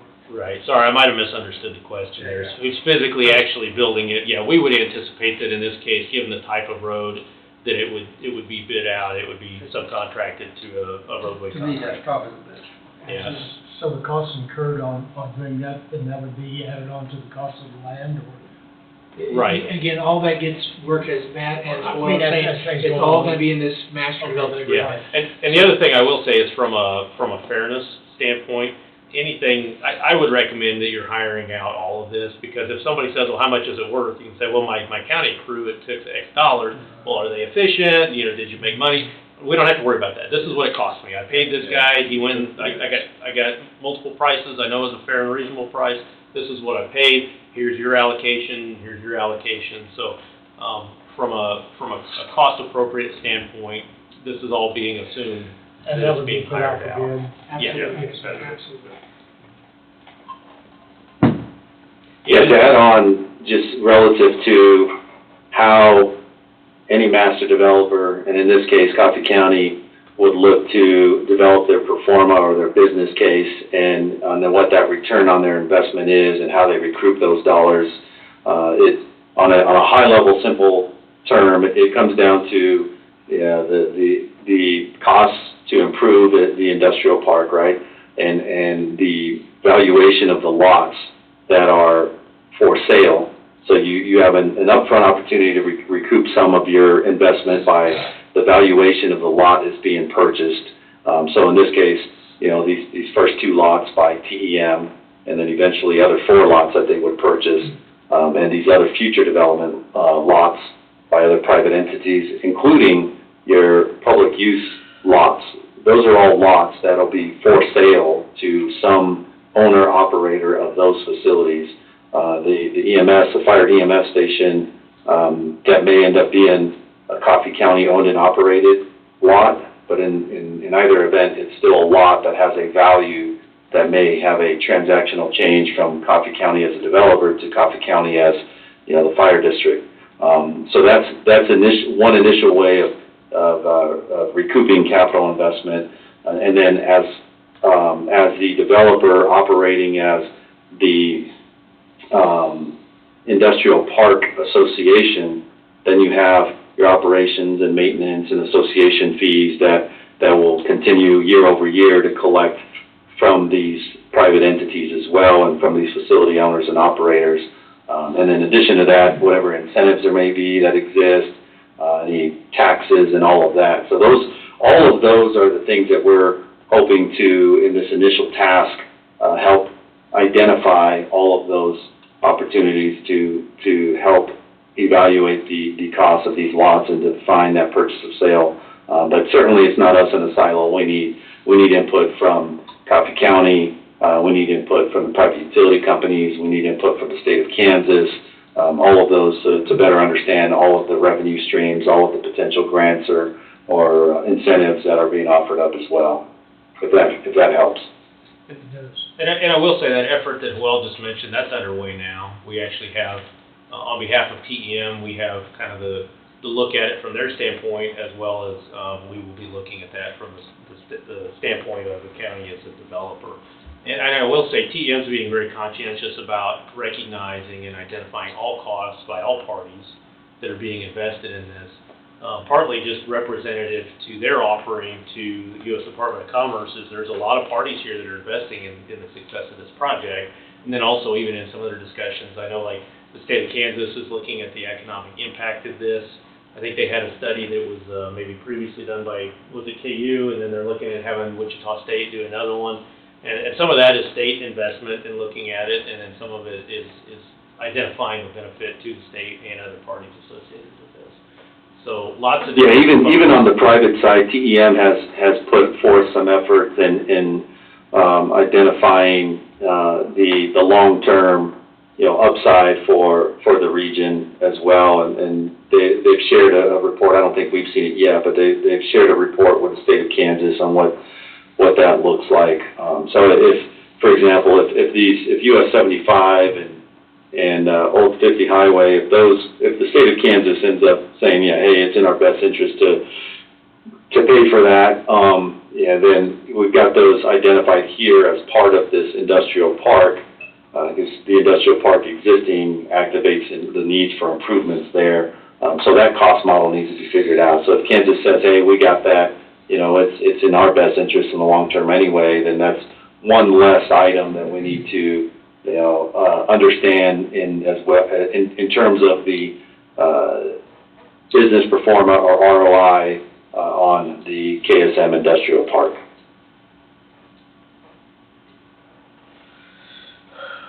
Still a lot of work to be done. Yeah, and so I might just back it up to the purpose of being here, is that the first intent here would be the first task order here, and then the amendment to the TMA that we already did, and then releasing Saban to be doing the additional support we talked about to get the engineering exhibits to go there. And then between, Burns McDonnell leading with support from other parties, we'll be putting together this technical package with the outline that the county can then take to your outside counsel to finalize and negotiate the master development agreement with TEM. So, and then in the meantime, TEM is kind of doing the same thing on their side as far as identifying their utility needs, understanding the layout within their own property boundary, looking at improvements that they'll be doing with not only the goal of them constructing and operating a facility, but then one of the milestones in there would be the TEM negotiating and executing their side of the development agreement with Coffee County. So. And just to be clear, too, again, as I mentioned earlier, I'll be back next week with the piece that we're responsible for on your behalf. But again, it's rolled underneath.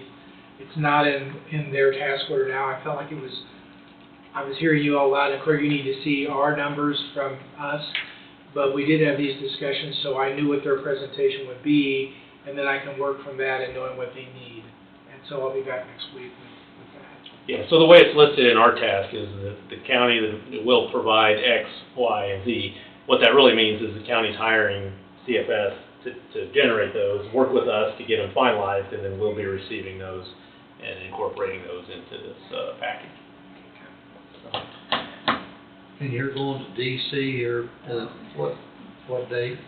So right now, Department of Commerce has received the package from TEM. They've requested some follow-up information which TEM has provided, and TEM is actually they're sort of waiting for a call back from Commerce to identify the next steps forward to getting that application process. So the good news is the project is still in progress. Yeah. Absolutely, yeah. So and the reason I say that is yeah. because what's going on. Mm-hmm. I think just having your firm involved, I think that's a big plus, and it's good to know that it is in progress still. Yeah, and there's a lot that happened over the last, basically starting late December, early January, that TEM has done on their side that has been really positive, that's moved this forward, which has allowed us to take a greater level of involvement here recently. We are meeting with them multiple times a week. They, like I said, they've hired us to do their portion of all of this, which we're doing on their behalf.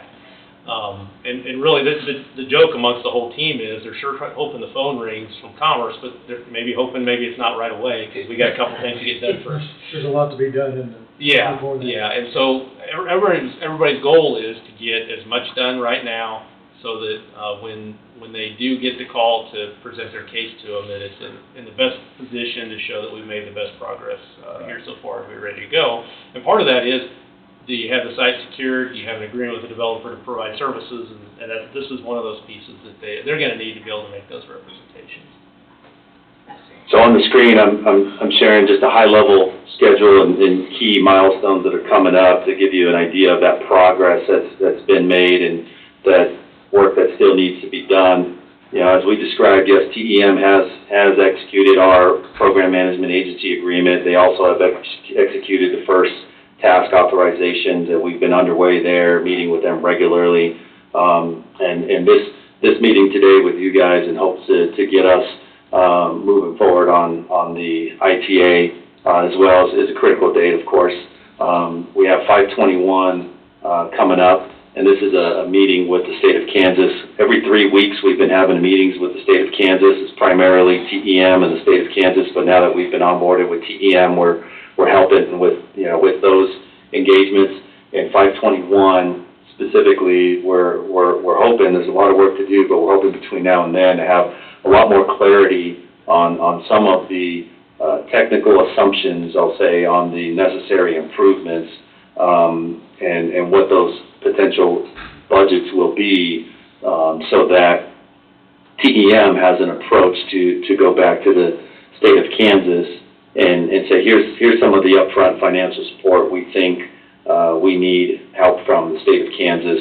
And Kansas is prepared for that. They've been waiting for that conversation. In the past meetings that we've had, Kansas is understanding that the intent is that KSMC Industrial Park as well as TEM are looking for the state of Kansas to front load some money and not necessarily just wait and say, hey, tell us when you guys are done and we'll give you a whole bunch of tax incentives and rebates after the fact. So Kansas is open to it, but nonetheless, this date is to help facilitate that conversation a little deeper. The Department of Commerce, this is all speculation and all anticipation of potential targeted dates, but the Department of Commerce, it's still open, still active. They've had comments that received back for the initial application from TEM. They're more clarity comments and proof comments. Show us these agreements, show us your approach, show us your plan. Which certainly a development agreement and purchase and sale agreement are some of those missing pieces of the puzzle for the Department of Commerce questions being asked. So we have June 30th as a targeted date to get an outline agreement, the outline development agreement with those exhibits, assuming that we're released here and assuming that CFS is released in short order, so that we can work together on getting that outline agreement, fine-tuned and getting those exhibits that CFS will need to put together, and there may be other exhibits from other consultants that we may need to identify as well, and to go along with that outline development agreement. And of course, we know Coffee County will need to have legal representation on that development agreement to negotiate that and develop that purchase and sale agreement with TEM. We don't control that. Of course, we can participate and facilitate that. So this July 30th is just a placeholder, our best guess, and that could be sooner, that could be later, but that at some point those terms and alignments and negotiations will need to take place. As far as TEM on their first application and the full design documents of a final basis of design, TEM is working through right now an assessment of what they consider pre-award investment and post-award investment. So pre-award meaning before the Department of Commerce says, hey, you guys look good, we anticipate, issuing federal funds, TEM is in conversation now with their EPC fabrication contractor to put together budgets on what a pre-investment award to get to a final basis of design may be, and TEM is evaluating and assessing, how much they want to do and proceed at risk on that. So right now, September 30th is just another date that's been in conversation of pre-award investment to develop a full basis of design for Fabrication 1 plant. And then that date is based on another target or speculative date that the Department of Commerce would then come back sometime in September with that notice of intent to award, and TEM speculating that it'd be in that September timeframe based on their fiscal year deadlines and some other past issuance of funding for other major projects. So, and if that is the case, then the post-award release of detailed engineering, procurement, and construction would be sometime in the October timeframe. If federal funds are understood and secured with a lot more confidence in that September timeframe, and then those dollars are better understood on what that future cost will be to full go for fabrication one, then TEM's anticipating that they're moving forward and they're releasing everybody in detail there. So that's kind of a high level milestone there. Any questions relative to that? I was told, or if I remember correctly, that the, whatever you want to call the other entities had till June to submit their proposal. Is that correct? The subsidiary, not the subsidiary. Yeah. The other. Yeah. You can't call There were it tax two windows. office, There were two windows of opportunities.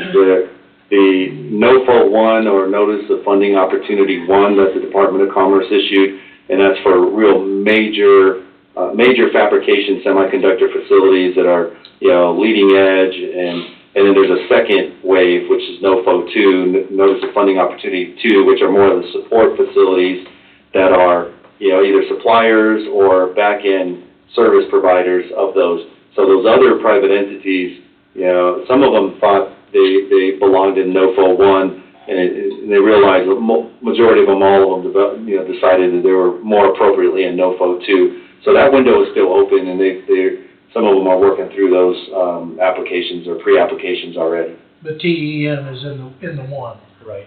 TEM is in the one. Yeah. I'm not sure this is the right question, because it may already be answered.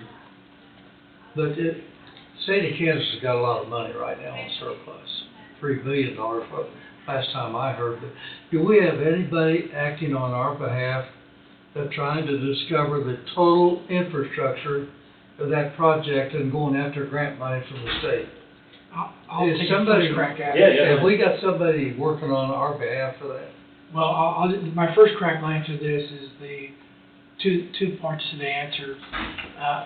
We have been invited on your behalf to be in the Department of Commerce meetings of the state of Kansas that TEM has been having. So I have sat in on those first two meetings. I'll sit in on the one this coming week. And the state of Kansas has very high-level people in these meetings. These are secretaries of the departments. They've had the Secretary of Transportation, they have KDHE, they have Paul Hughes, the Department of Commerce. And so, on your behalf, we have, prior to where we are now, put together some estimates for the purposes of budgeting the project. These are conceptual estimates, but when we do that type of work, it's conservative. So we still feel good about those numbers. They will be refined as more of this work gets done. But that's all in your behalf, and that includes all of the infrastructure that we've talked about that the county would have some responsibility on. Whether the cost gets shook out later, I'm just talking about what the master developer, the county, is responsible to do on behalf of this project. We have those rough numbers. Our goal in this work will be to refine those even further.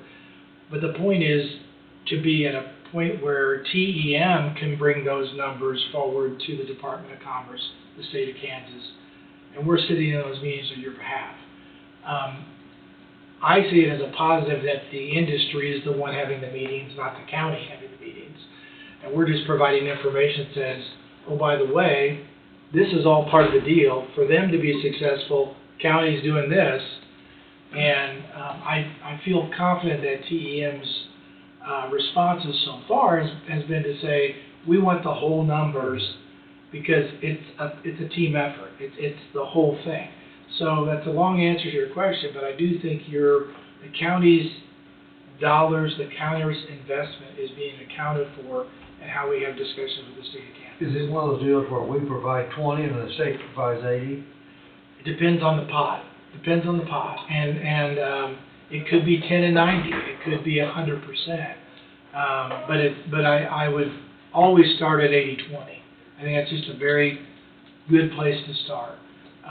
But again, it depends on the bucket of money that the state might be willing to bring Well, forward. that'd be lower cost for us, of course, Absolutely. and lower cost to pass on To the entities. right, to the entities that we're gonna be buying The- buying our I can't think of what I wanna say, but Yeah, buying our yeah. infrastructure, part of our infrastructure out. All of the state agencies that are sitting in these meetings, in my impression, they're extremely receptive to this project. Okay, they're looking to TEM to say, tell us what you need from us. Okay, and they're not going to just offer it. We got to tell them. And TEM, all this work that Matt, Nathan, and Joel are putting together, and we're working with them, is to be able to tell the state of Kansas, here's what's coming, and here's how you can help us. And they are focused on that, is preparing the total cost that all parties are expected to expend, share that partly with the state and other parties, and then somewhere in there is gonna be an ask for participation. And there, again, it may be a negotiation. They may say, well, you know what, roadways are easier to pay for than some other category of costs. And so that'll be some of those discussions. And they may be bringing money from different buckets that, as Saban stated, may have different cost sharing, models, or, obviously paying for it up front is great, but even if they pay it on the back end via the business, if the cost gets transferred as part of the development agreement, then they're still helping out. And so it's roads, electricity, water, Sewer, all that, yeah, all that. And then we've added in one that we really didn't spend a lot of time on is communication, because you got to have communication systems that mean that they're working. I'm talking about I'm just using fiber. I think how do this business park get communication pieces in there. The stuff that we would be working for on your behalf, we're not a telecom, but we're the utility corridor guys. We're gonna tell them where to go. We're gonna design the conduit system, that kind of work. That you want us doing that because we want to be able to tell them where they can go. Yeah, that allows better coordination. Yeah. So the cost of all these, infrastructure costs, and I can't remember the figure, but something that I heard initially was huge. So, if we're not getting that money up front, is that a figure that the county's gonna be able to afford, the money that we have? Okay. That's where the line is. I'm staying in touch with on the finance piece, which is some of the questions that they're gonna resolve in what they're proposing is gonna answer those questions. But we don't have an answer for that yet, but we do know it's not gonna be Coffee County proper. There will be, if there is any debt that has to be issued, there'll be an entity created to issue that debt. Coffee County is not gonna be asked to. Well, that's my concern. I just don't, we get down here to the wire and like, we don't have the money to front this, until it gets paid on the back end, if that's how it's gonna happen. So is that where the state would come in then? I mean. Well, what I will say is some of the largest utilities aren't provided by the developer. So we talk about stormwater, potentially sanitary, but things like water supply, electricity supply, natural gas, a lot of times those are burdened by the utility, and then they're done via like a buy or pay agreement with the users. It's not all of them that way, but some of them. And so what we're doing, and part of what Joel has kind of a master execution plan, is the cost associated with each utility, and then how it gets, who has to put it in, and then who ultimately pays for it. Because like the utility, for example, maybe they'll bring a natural gas line to your facility, and they're paying for it. Well, they're not doing it for free. Eventually, they're going to get compensated through usage fees, and that's where some of those utility types have this buy or pay agreement where you enter into an agreement with them where eventually they get compensated for their upfront investment, and the county doesn't have that responsibility. There may be some where they'll bring it to the property line, and the developer has to take it from there. There may be some, I know natural gas, they said they bring it right up to each building, and all we would be doing as a developer would be saying, hey, here's the areas where we want you to route that because it's less likely to interfere with future construction, less likely to be harmed by future excavation, that kind of thing. But beyond that, they would be designing and furnishing that infrastructure. Bobby, I think that pretty well for now anyhow, answered my concerns about that. Nathan brought up, it was Matt, or Saban, that there was meetings currently going on with the state. So it's been asked of the state. We've made hey, we want you guys to put money up front. We need it because of what you just said, is that the county is limited, even if it wanted to, up to a certain degree. So we don't want to burden the county. Everybody's on the same page. And that's the goal, is to get other people to pay for it, right? Yeah. And that's what this agreement will do. It'll pull all that information together, so we're all more informed when we do go to the state of Kansas.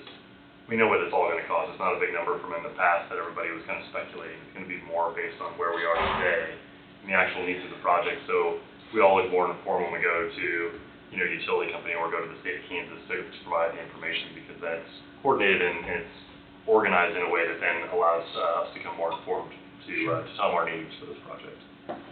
And the county's invested money up front and continues to do so. TEM has funding that they have, obligated towards this effort as well. And then I think that the biggest issue with other parties, the state being one, of assembling all the total costs, who else is putting up front money and what's the ask, and what's it going towards. And some of those are easier. They like to pay for roadways, for example, and there's even some of these engineering studies up front that we're considering. And part of all of this is collecting all the costs to understand it, putting it out on a timeline to understand when does that cost actually get expended, and then, who's being asked to pay for what, when. So, but I do know the state is one of the entities that is involved in this and discussing in it, and I think, like Saban said, is they're waiting for the ask to be made, and that's part of this process, is preparing that.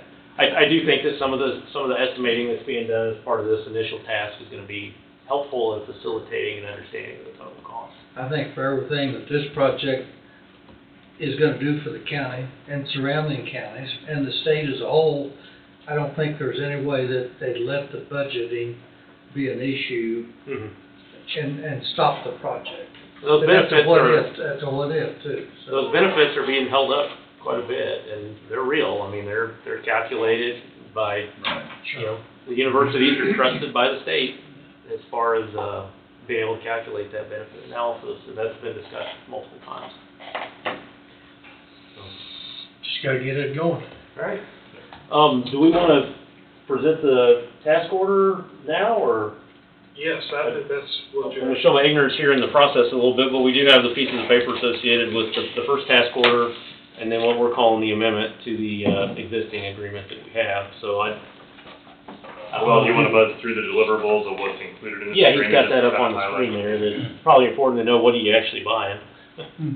Just wait it out. Yeah, so our initial task order will, we've kind of talked about it in high level here, but the end deliverables we intend on doing, and it's, we'll put together a pre-development checklist that further identifies what's already been done from a due diligence standpoint on the acreage that has been purchased, anything that needs to be completed that may not have been done, identify roles and responsibilities necessary to develop either produce or develop documents or supplemental information needed to be part of a development agreement, or other actions or activities or approvals necessary by parties. We'll provide some example development agreements, and we have one that we've already manipulated as a template or a blank development agreement to propose as a potential option for use. The pre-development budget will prepare that, and that's everything we were just talking about. What are the what's the approach on utilities? What are the common road costs? And Saban made mention they've put some information together on opinions of costs previously. So now as we further massage the site plan and get a little more technical information in there, then we intend on putting together a next level, what we would consider a feasibility study level estimate, broken down so we know what those dollars look like, and then we'll put together a preliminary milestone schedule that's more of a comprehensive schedule that includes some of these upfront activities, like the development agreement, purchase and sale agreement, when that land changes hands, as well as the actual, design, construction, anticipated award funding from federal funds.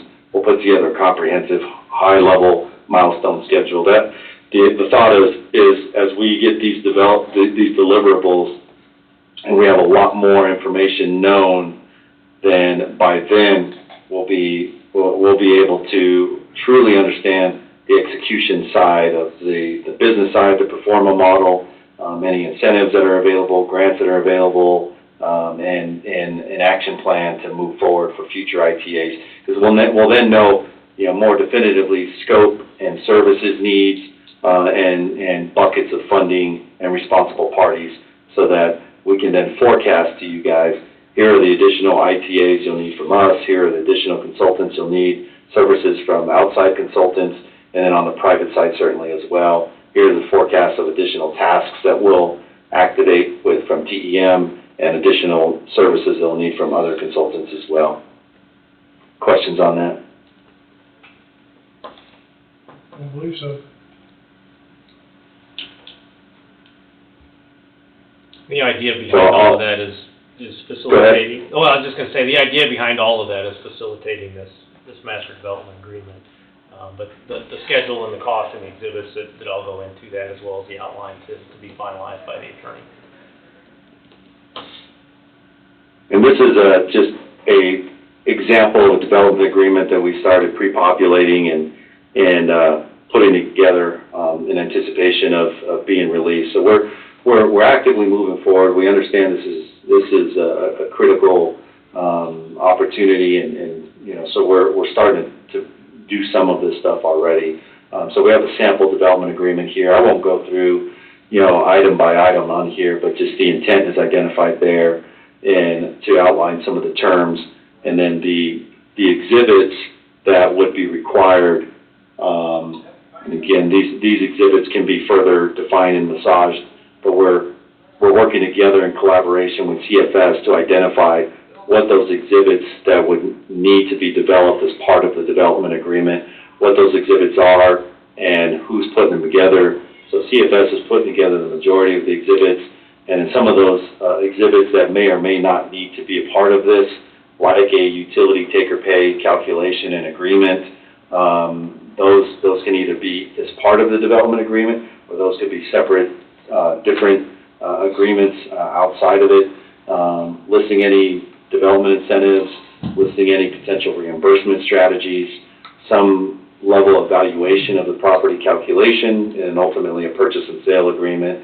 So these are all, whether they're part of the agreement or they're separate agreements on their own, these are all things that will be necessary for us to identify, how a strategy or a path towards getting them. Another one which may be part of the purchase and sale agreement, or maybe in here somewhere, that is the actual deliverables. Any questions on an outline of the development agreement or exhibits? I think so. I don't anyway. Do you have any questions later? Do you need to review that before we execute? Which part? I think the development agreement's just That's just an a example. moving, breathing document right now. Yeah, that's not Correct. being executed right now. What we'd be executing is the initial task, and then, like I said, there's an amendment to the PMA, which has already been executed in December. Yeah, the ask of the county right now is just the execution of the amendment and the execution of the ITA number 1. All the work that we do as part of those will further massage the development agreement and the exhibits that make up the development agreement. So at the end of those services, we have an outline or a proposed outline of the development agreement and the exhibits that the county then can, facilitate, with legal counsel, finalizing that and executing that through negotiation with the lot purchaser, TEM. And we'll be site settled with that process as well.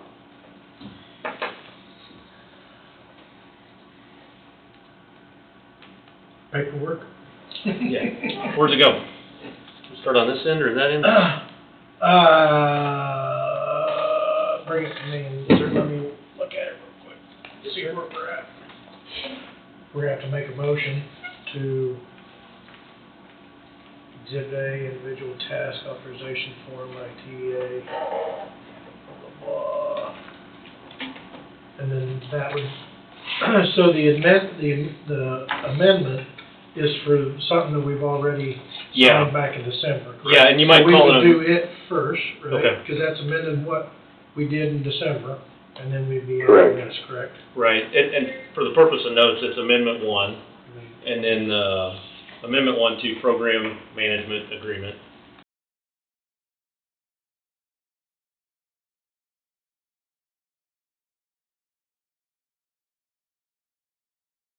Attached, but it's ITA, Individual Task Authorization number 1.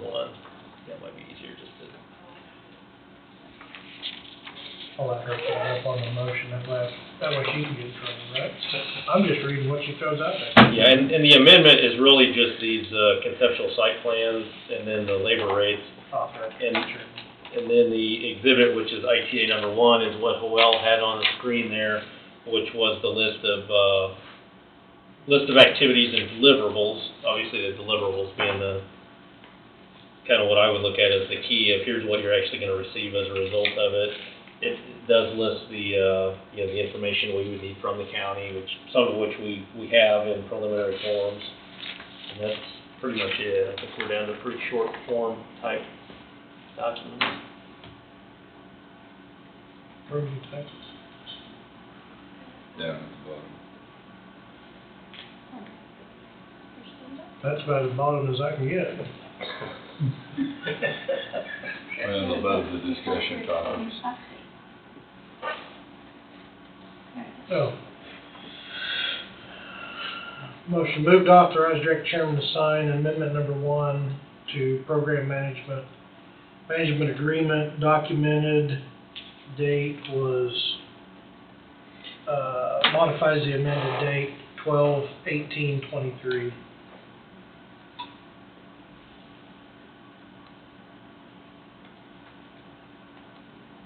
Sound fair?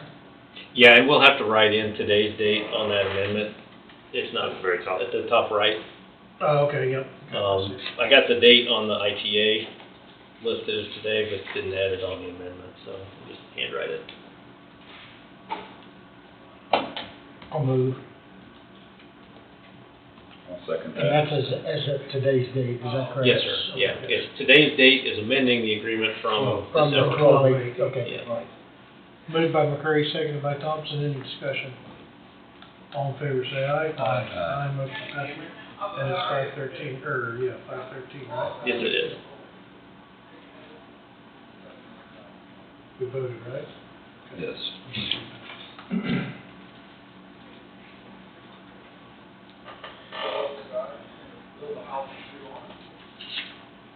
There's that. And then the next one.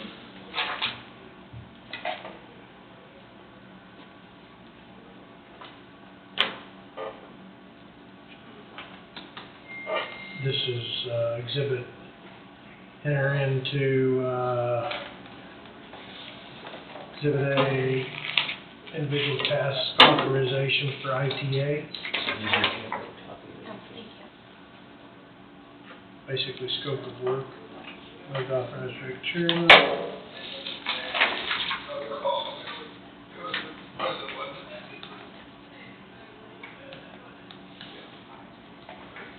So your estimate, And that should be number 1, is that correct? exhibit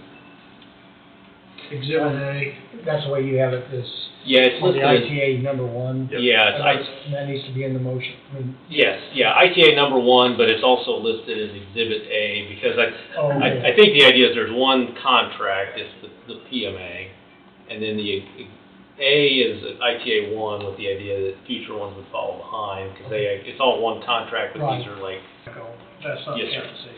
yes. You're gonna, said you're gonna be down here next week? We'll be here next week, and I can give you a sense right now that our as I'm looking at it, I'm putting it together, we're gonna be somewhere around the 75 to 90,000.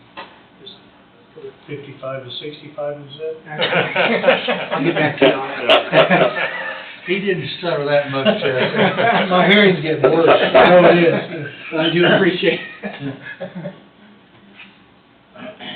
I would put in the estimate that it would, be estimated services for this exhibit A 001 to be estimated at $179,560. Have that in the motion as well. That way we can look back on this when you bill us $200,000 and I'm going to say, sorry. Well, and we've talked before that invoices will be accompanied with labor information, and then we'll be reporting progress as well as, how that's tracking against the budget. So you'll know ahead of time if anything occurs that would affect the assumptions made Take in all that the rebates we estimate. can get.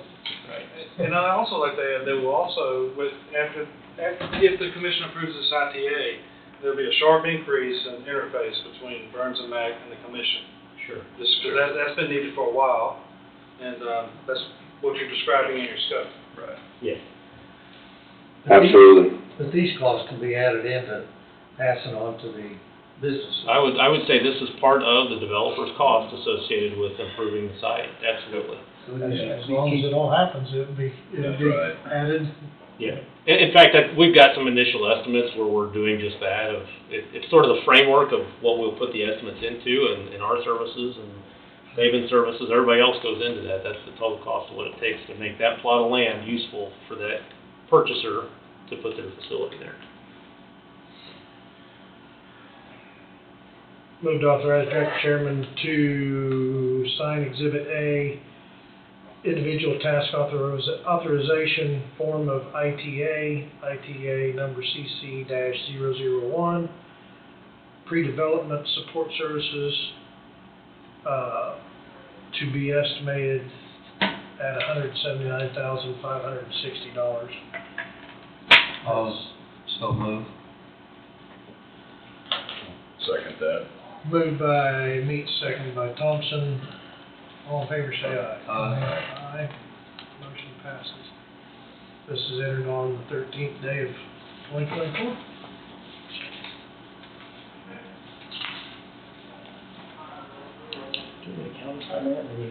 Yeah.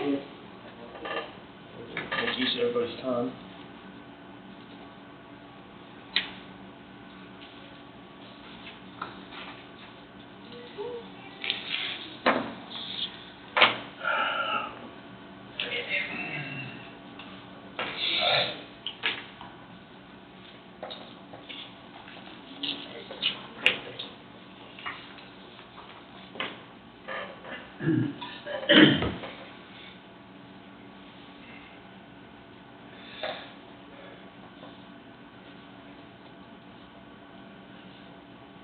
Yeah, I talked to Bart last week, and he said they was trying to get their packet sent into the Department of Commerce Fed side, so. Yes. Oh, good. So, said they've been frantically working, plus dealing with the other one that they're dealing with too. Yep. Which, I got a little information on that as well for everybody later on, so.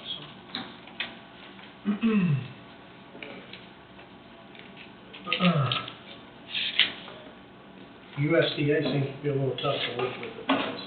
Dotting the i's and crossing the t's. Bureaucrats. Yes. Positive outcome. She's getting copies right, and Yes, yep, they're countersigned, and she's working I on think it. that So does it. I think that's all we have to say. So, yeah, Thank you Tom. all. Thank you. No, thank you. Thank you for everything. Thank you, gentlemen. Appreciate your time. Thank you very much. Next time, get to work on time, well. I think, I That have way the you- wrong meeting ID number is what it was. That way you can ride to work with these guys. Yeah. Appreciate it. Have a good one. Thank you. Thank you, everybody. Thank you, gentlemen. She'll get you the copies, or she'll get the originals, the copies, and we'll be done. Yeah, we can wait that. Yes. We're gonna take a 10-minute break or 15-minute. See you next week, sir. See you next week. Thank you. We're gonna break till, let's go 15. We'll come back in. 11:55. We'll be back at 11:55.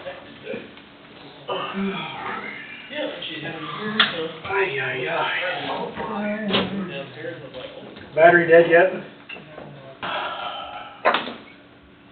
All right, we're back after a much needed break. Yes. Yes, sir. Ooh, yeah.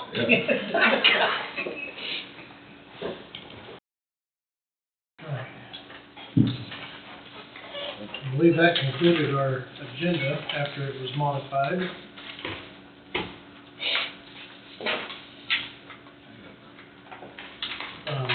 Change orders then. Change order, I guess, for the jail. Still got change order. A continuation from last week. Yeah. So I have the change order I'm gonna put up here. You may or may not want to move forward, and the reason why I say that is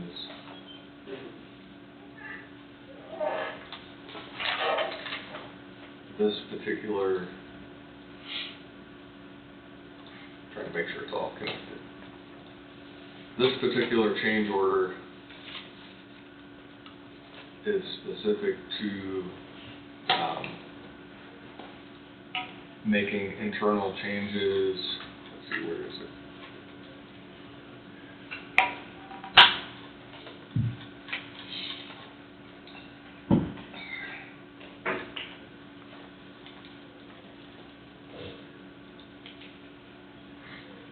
I'm moving too fast for it.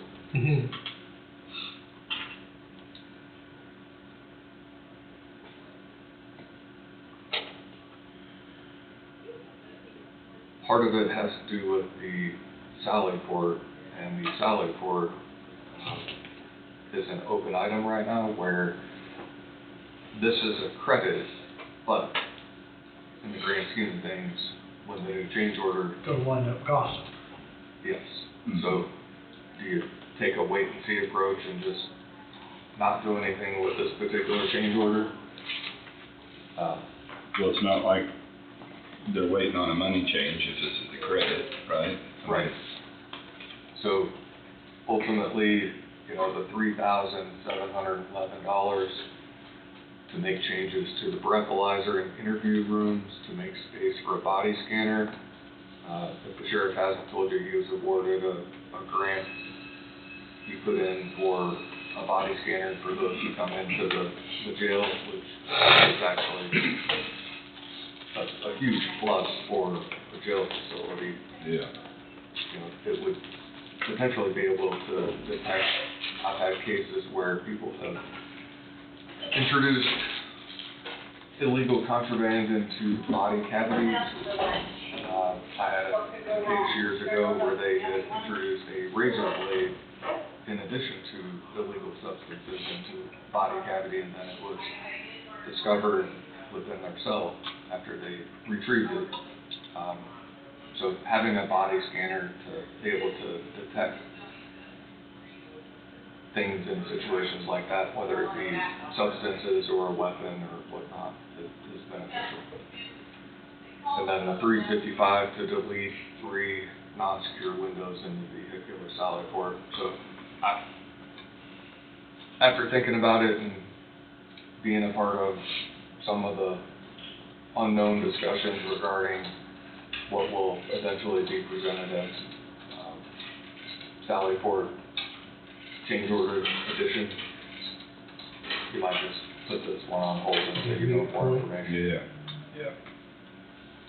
Well, I'm sure they're gonna include it, they'll wind up including it on the Sally Port discussion. Sure. Would be my guess. I mean, we can intervene, you know, insert this 008 at that time. It would just be a different change order number. Ultimately, this one may just need to be rejected, but I'm not prepared to make that recommendation just yet. So, I just write a note on this. Yes.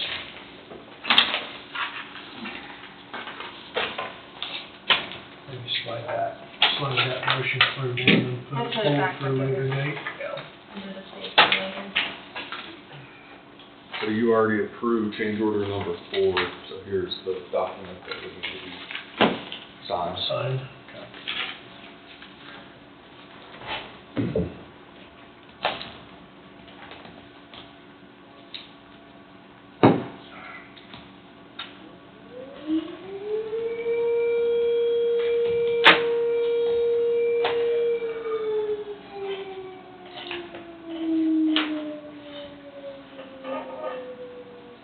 Today's just not a good day for signing.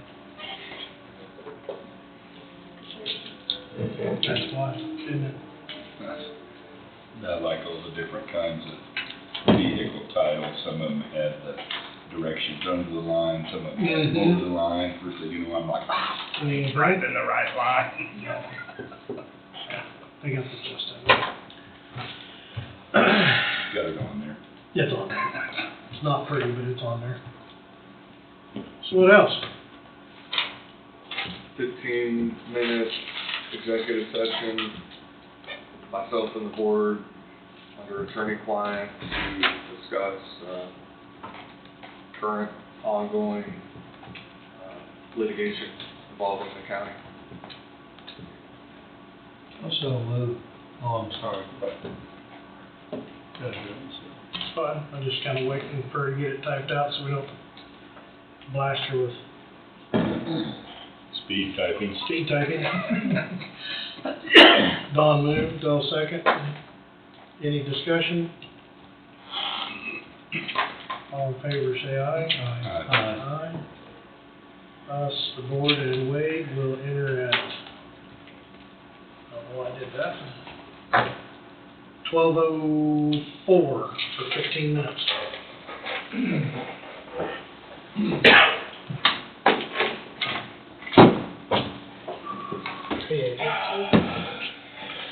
You're back. I know.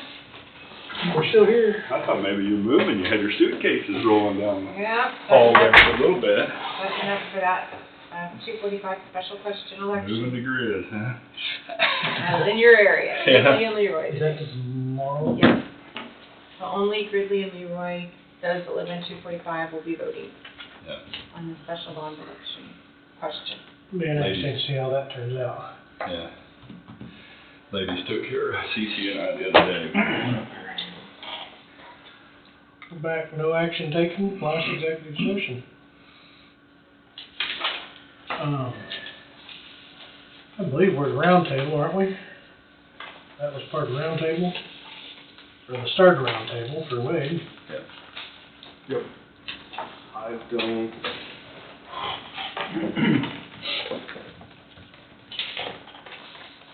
But I guess I do have refund check in the amount of $40.03 from Lyon County State Bank. It has to do with the Maribel, and it's some, I don't know exactly what it's for, but it's a refund check. Probably on interest. Yeah. Estimating. Yep, that may be what it is, so I assume it goes back into the Economic Development Loan Fund. So I'm just gonna turn it over, and whoever needs to sign it, can sign it. I sign the back of that, do I? No, you can or I can, either way, whatever you want to do. I've signed in so many wrong places today, I might as well sign here.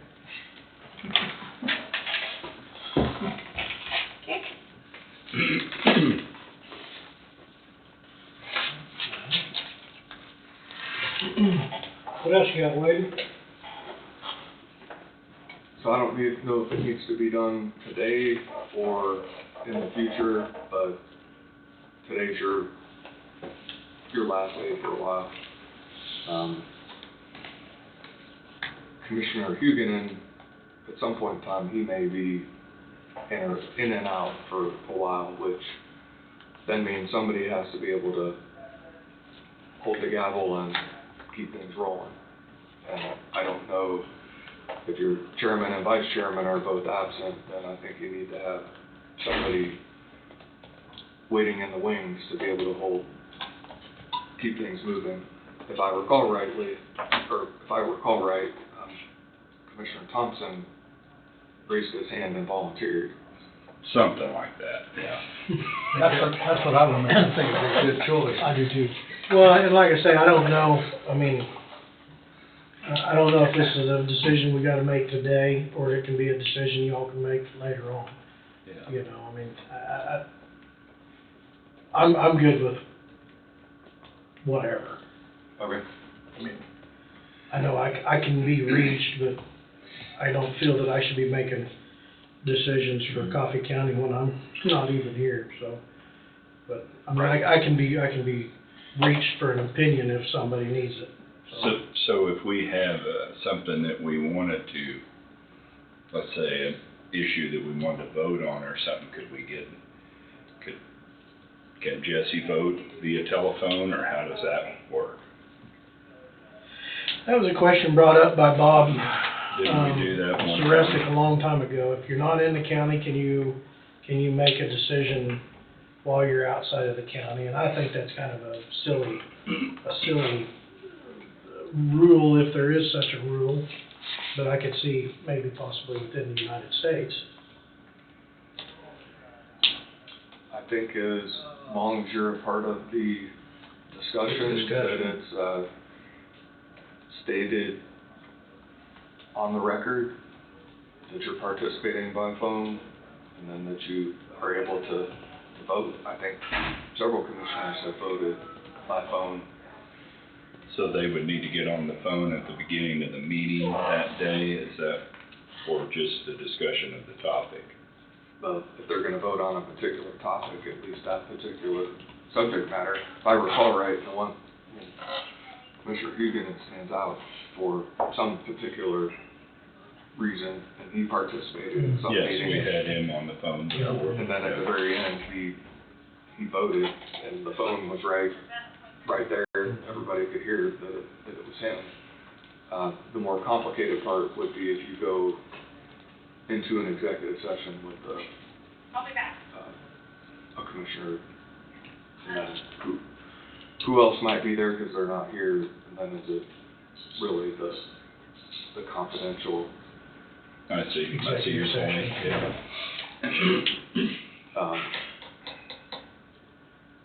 But I think you can deal with it. The benefits you have here in Coffee County is everything. Right. So, and right, good that it is, yeah. So how would we designate Mr. Thompson as,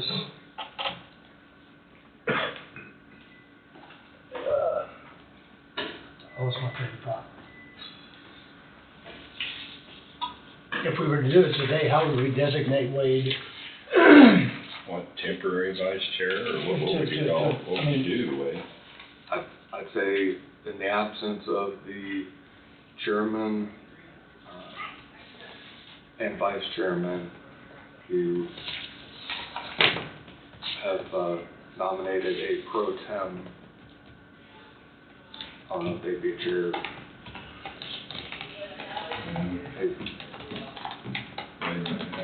A pro tem.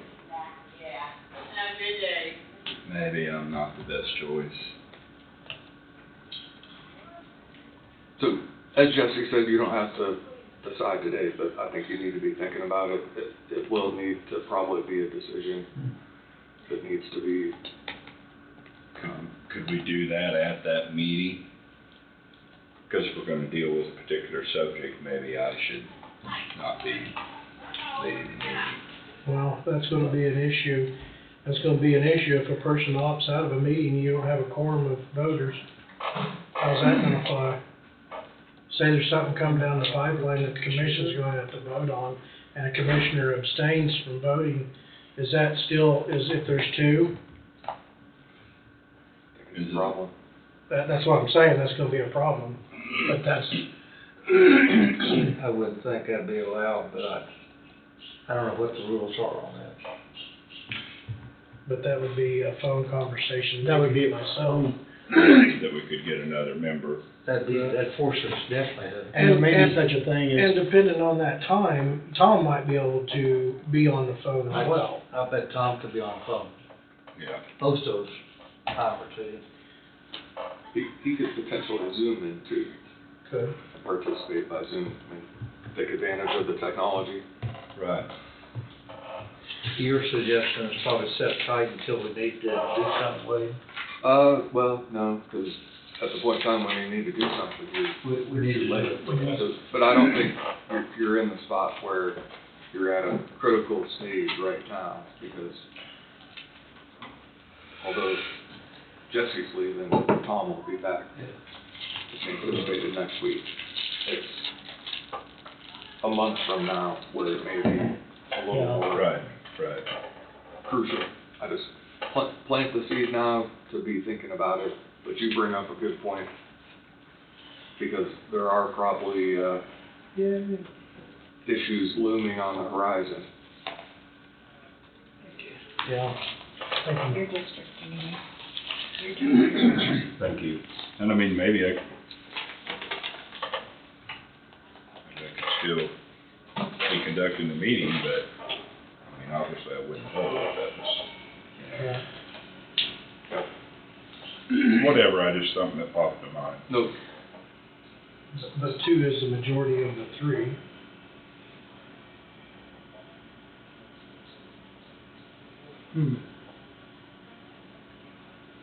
But it's a field of five. I think you're gonna have to look at Well, I legal. think we'd get somebody zoomed in or on the Right. phone or something. Yeah, I was gonna say, that could be addressed at that time. Yeah.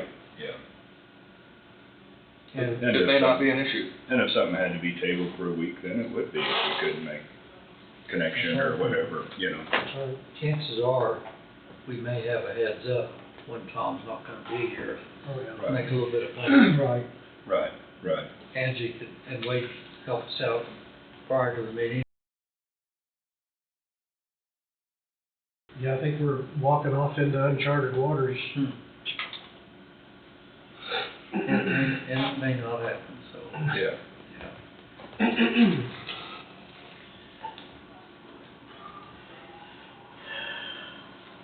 What do you got? Thinking, I see smoke rolling. Think he's working on the future. Yep. I'll Trying to pass figure the out, baton for right now, if I what the best thing to do. Okay, Steve? I'm good. Don? The only thing I got, was gonna ask Angie, under discussion topics, we've got a short note there for the last, can we eliminate that, or? Sure. Leave that? Yep. Is it off the table now? Yeah, we've all read it. Okay. I Got it. think it's, I think this was the is, only intention or only need I saw I anyhow. think it's the third week. it's Yeah, and been- Ryan's working on that closure, he said last week. So take off both the Oh, on note. the closure, yeah. Yeah, the note was for the closure, I think, wasn't it? No, it's, Oh, it was for for the. that note above it. Yeah, it was for the motel. So that can go, and then the closure can go too? You might leave closure on there, cause that's still something we're gonna have to Yeah, have we action have. on. We've still gotta act on it. Yeah. I mean, it's not gonna be a problem No. that I can see, no reason that shouldn't be done. That's all I got, Jesse.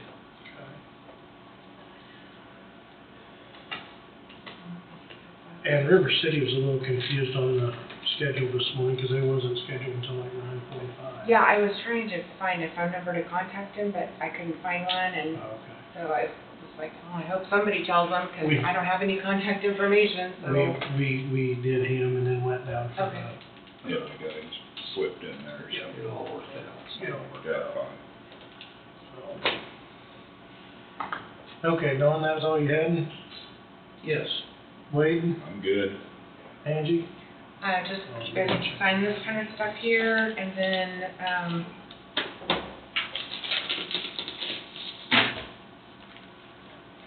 now that I have anything ready, printing right now. Okay. I have the keys to the north property, the code, garage doors. Hand off to Mr. Bowie. I don't know any reason to go inside other than just check things out.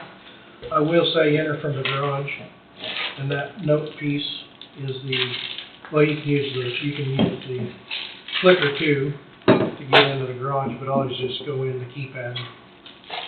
There's a note piece in there that has the top keypad or the shop keypad and the garage door keypad. And your frequency of cutting grass? Runs about once a week. Once a week. Depends on how hot it is and dry. So it'll be mowed this week. She'll come in and mow it again this week.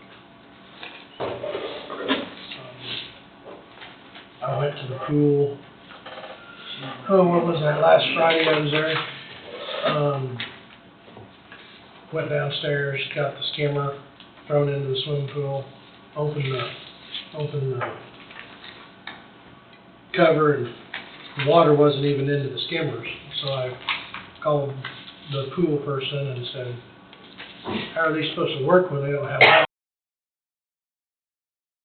Pressure's really low and it's going to take a long time to fill it up and yada yada yada. So I turned the hose on, let it run for 6 hours or so and got it up into the skimmer, and they're supposed to come back through and clean the bottom of the pool.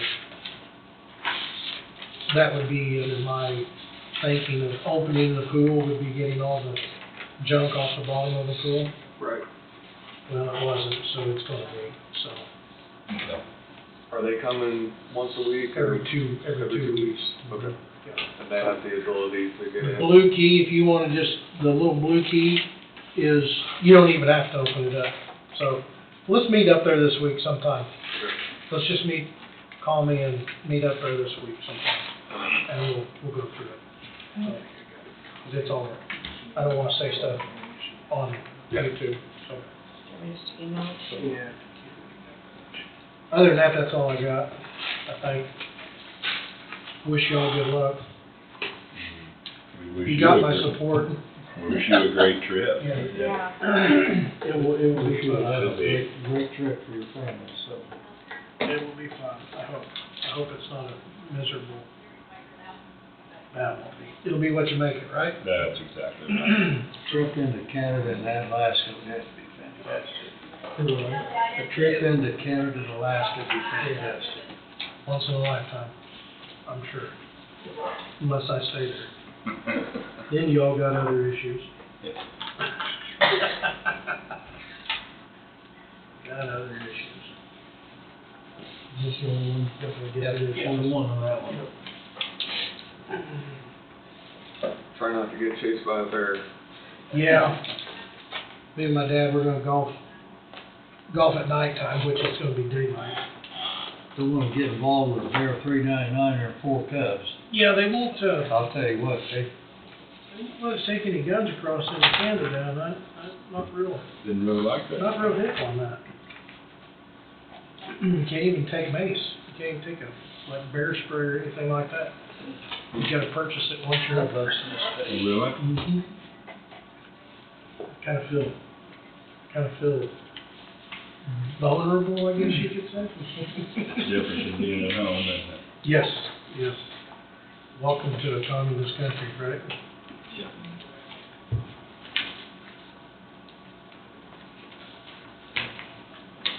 Is there anything that they need to sign or sign? These been for you. That I forgot last week. Yeah. And then these we marked for you. You came in Friday. Well, I did sign the book, I just missed a spot. didn't I? Right.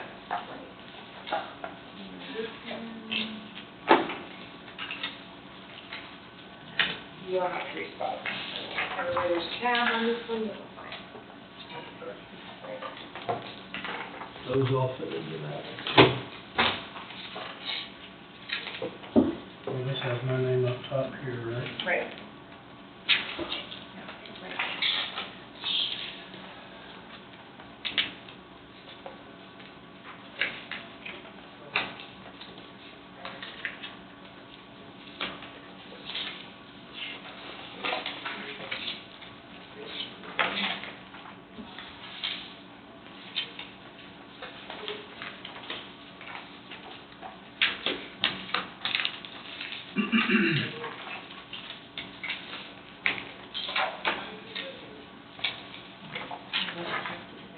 double check me. Okay.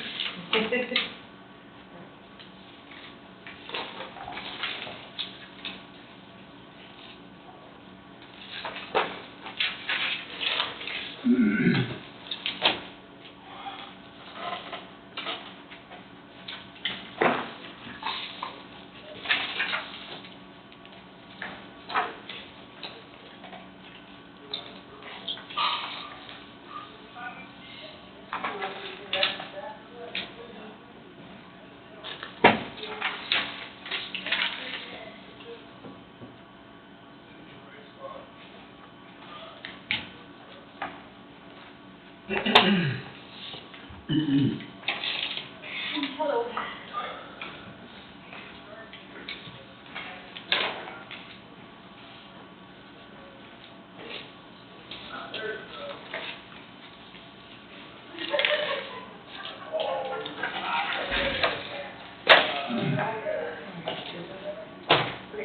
Transport of fuel used to be about $8,000.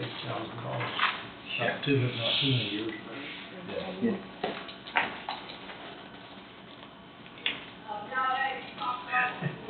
Can you buy an old cattle pot for about $8,000? You can haul out there for $4. Yeah, you sure can. I know where there's one for sale. I don't have it, but I know where it's at.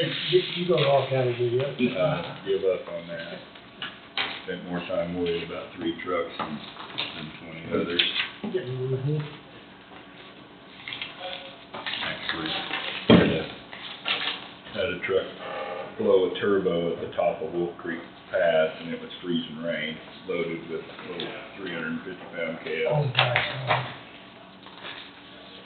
And going over that was dairy calves, wasn't it? I don't know. I think they were coming to a feedlot. Oh, really? And they might have been too. I don't know. Yeah. Headed there, but. Yep, I did. 350, there's been a lot of calves on it. Yeah, the voicemail that I got was, I had to leave Mikey, he blew the turbo and it's freezing rain and, oh, I gotta go, there's a gooseneck jackknife and a load of pipe. It was on the ice, the other truck talked to me on the ice. Yeah. Yep. Get off that telephone and drive.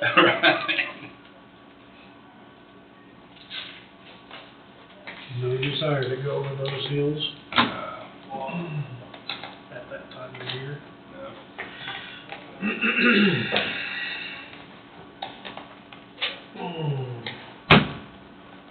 Okay.